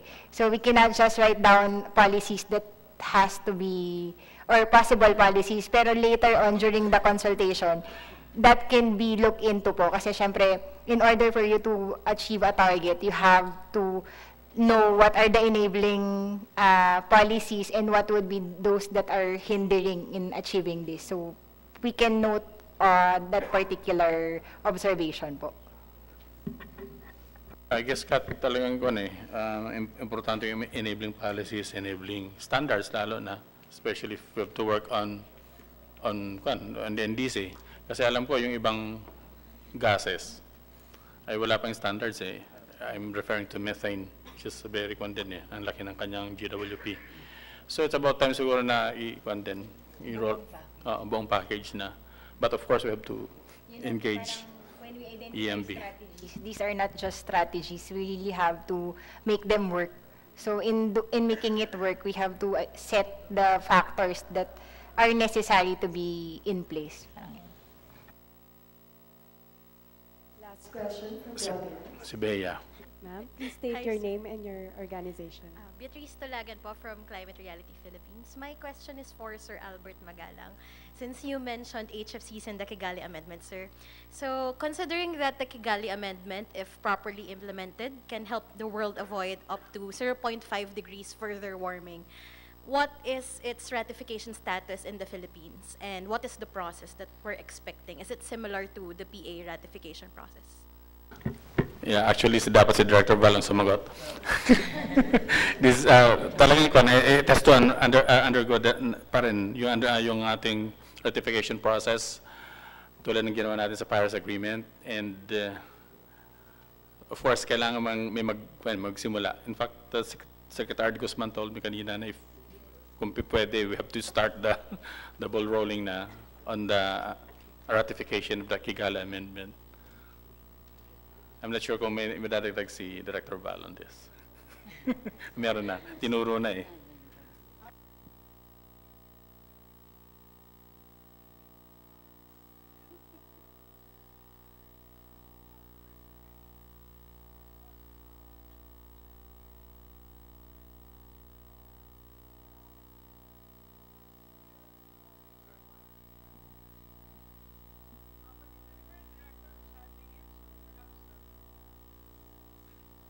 So, as I said, the first interagency meeting to discuss the ratification of the Kigali Amendment to the Montreal Protocol was held May 31 at the EMB. It's early in the process, but the steps are the same as with all treaty ratification. The agencies need to talk about it, what are the implications for the different sectors who will be affected, particularly the manufacturing sector who will need to seek new supply chains, number one, because we're phasing out HFCs, right? And procure, get substitutes. Where do we get the substitutes? That's one question. Although the phase out will start in 2024 pa naman, but we have to start thinking about it because our local industry, for example, we manufacture our air cons here. Important to climate change, to extreme heat, no? And they make use of the refrigerants. We manufacture cars with air cons, and then the foam industry. We have a big foam industry in Mandaue, and also here in Manila, in Valenzuela. They will be affected. So the process is starting, the consultations have started, and I expect that this will continue.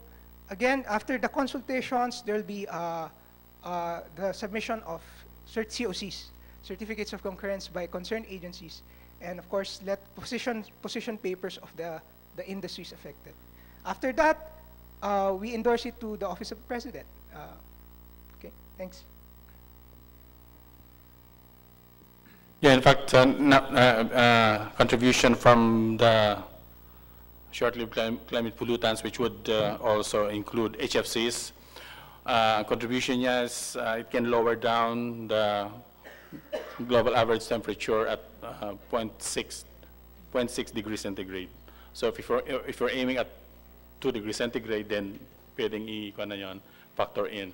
Ang assumption is that all short-lived climate pollutants, black carbon, methane, even HFCs and tropospheric ozone should all these mitigation options should be in place. Thank you. Thank you to our resource persons.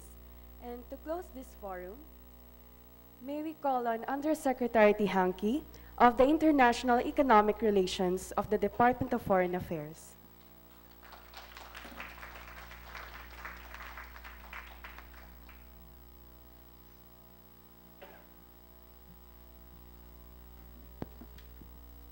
Senator Alvarez, Climate Change Commission Vice Chair, Mr. De Guzman, our friends at the Climate Change Commission, our government colleagues and resource persons.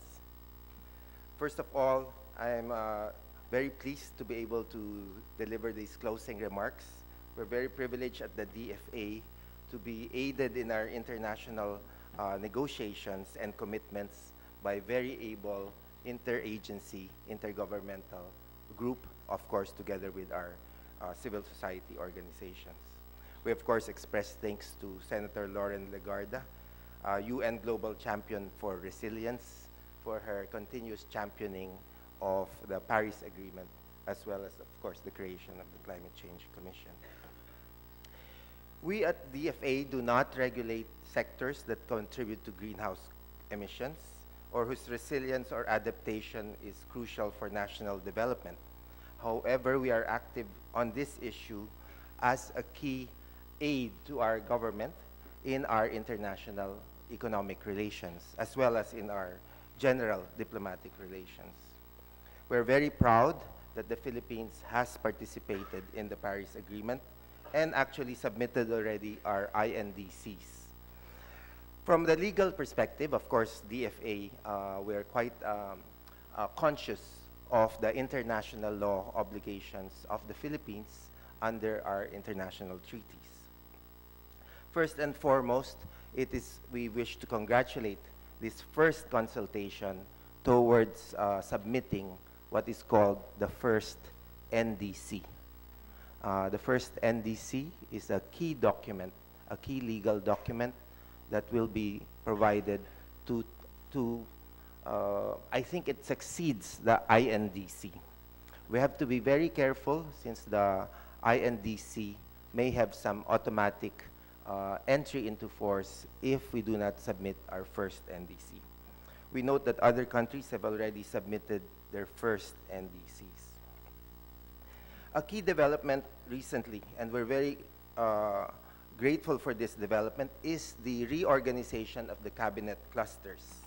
As mentioned, the cluster on climate change has been merged with disaster risk reduction. There are three priorities that is important to the Philippines.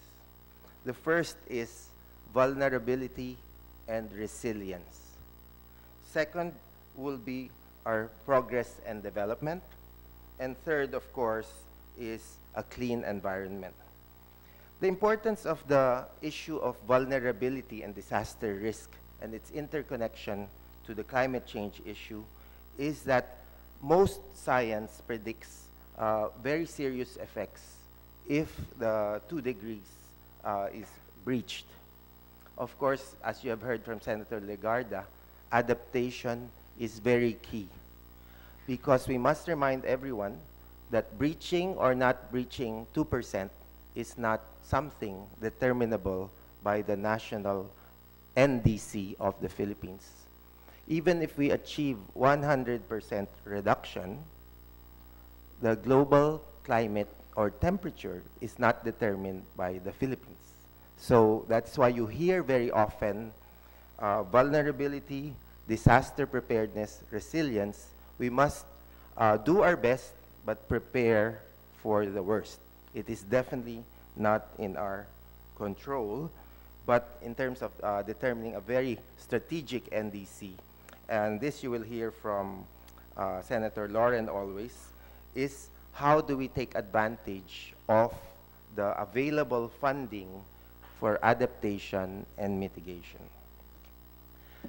We wish to point out that the climate negotiations led to this very important provision of money for reductions or for adaptation. Based on 2013 figures, China emissions in 2013 amounted to 10,249 million metric tons. The US is at 5,186. Simply, you could just say 5 gigatons or 10 gigatons for China.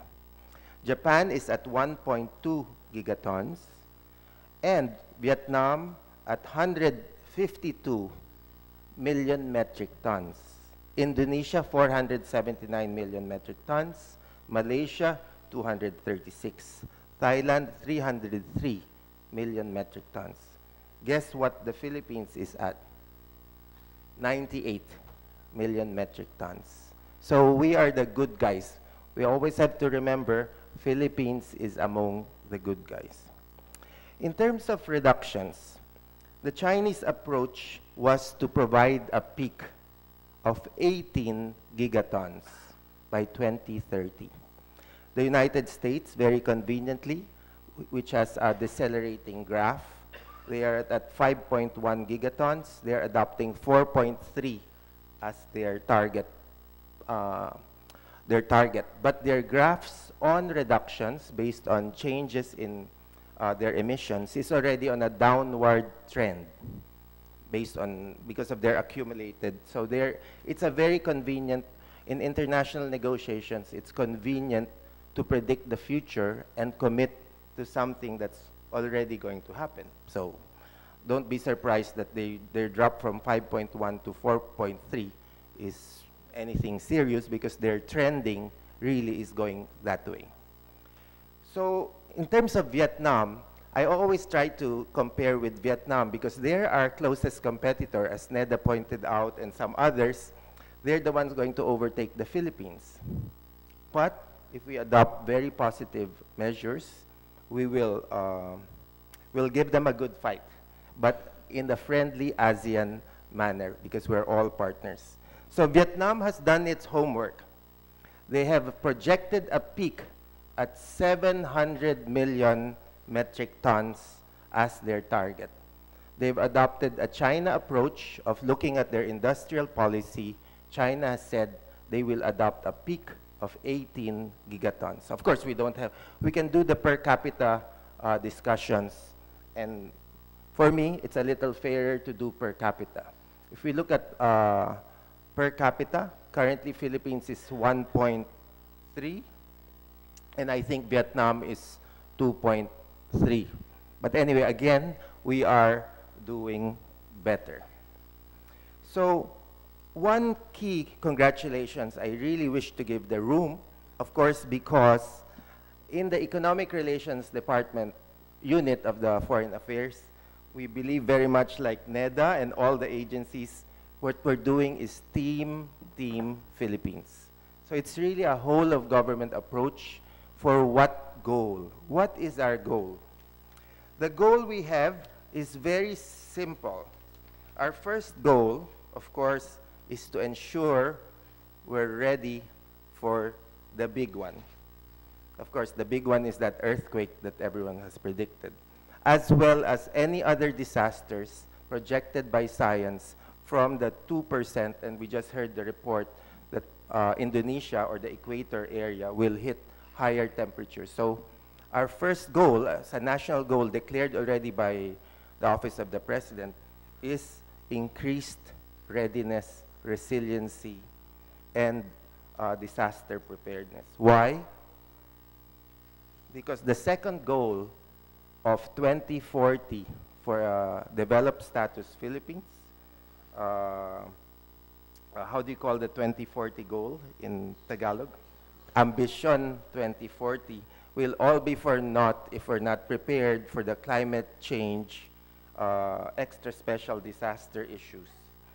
The second goal is, that's why I think prioritization is key.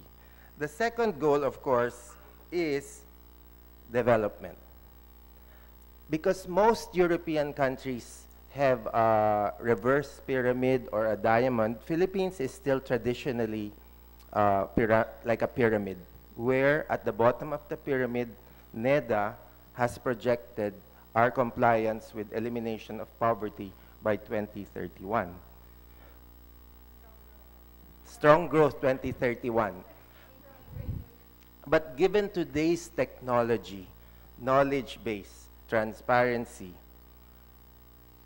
2031, we will hold NEDA. Anyway, it's post the administration. We will hold whoever is in government in 2031 to deliver it. Because every day of delay for a single poor person in the future translates to tremendous economic consequences. Of course, the economists all project this, and that's the real meaning. While economists can drown you with statistics, their intentions are good. They really want no poor people by 2031.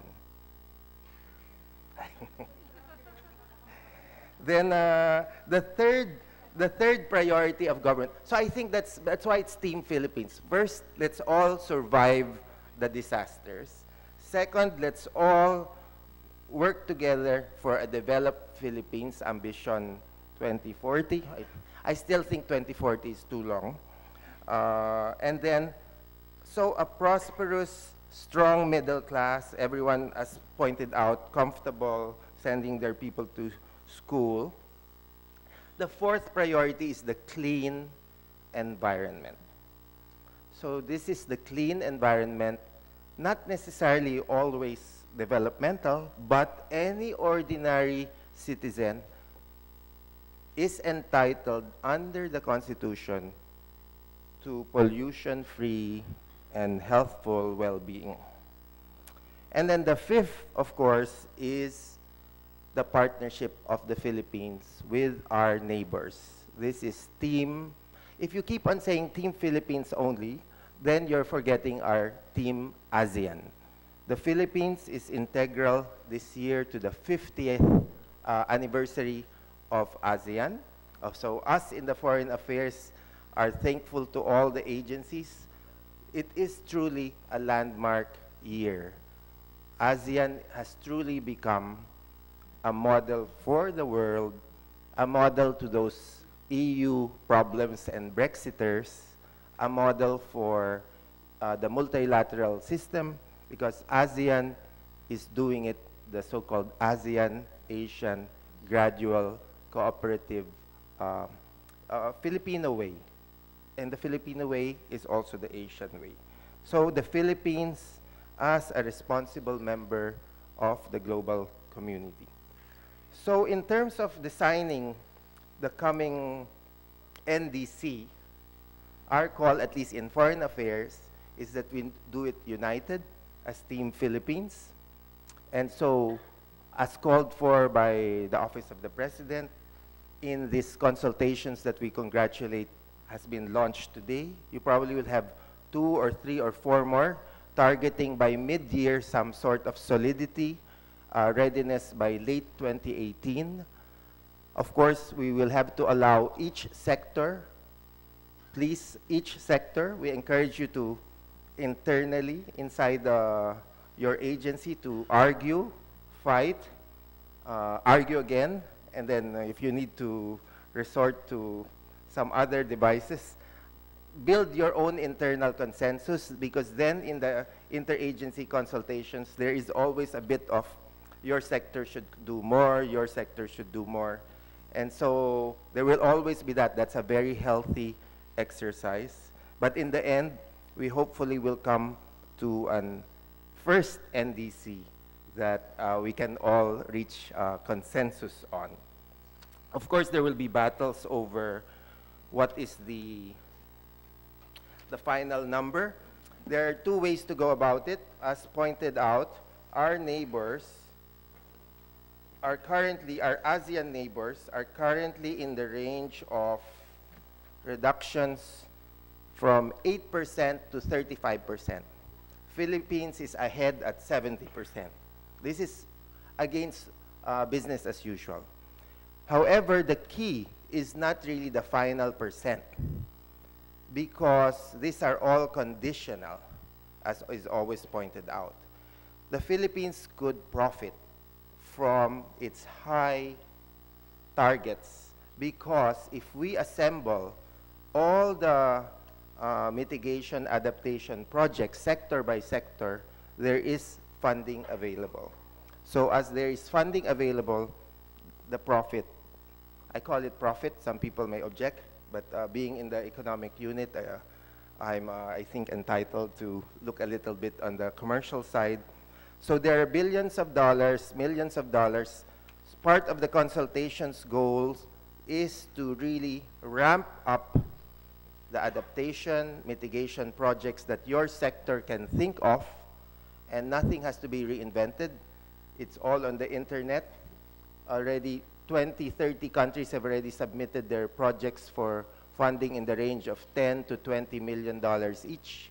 We want to see by first quarter of 2018 at least applications for projects of $100 million. So each sector should have some target projects for funding. Virgin forests, there's funding for virgin forests as carbon sinkholes. Of course, there's different funding for reimplanted. So there's all sorts of creative types of funding that are available.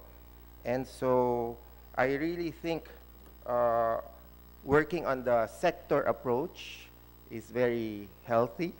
But each sector, I would just encourage to be ready for the inter-sector debate. But if we do it as Team Philippines, we will arrive at some positive approach. And then on the funding, I think we should all target our ability to tap the funding.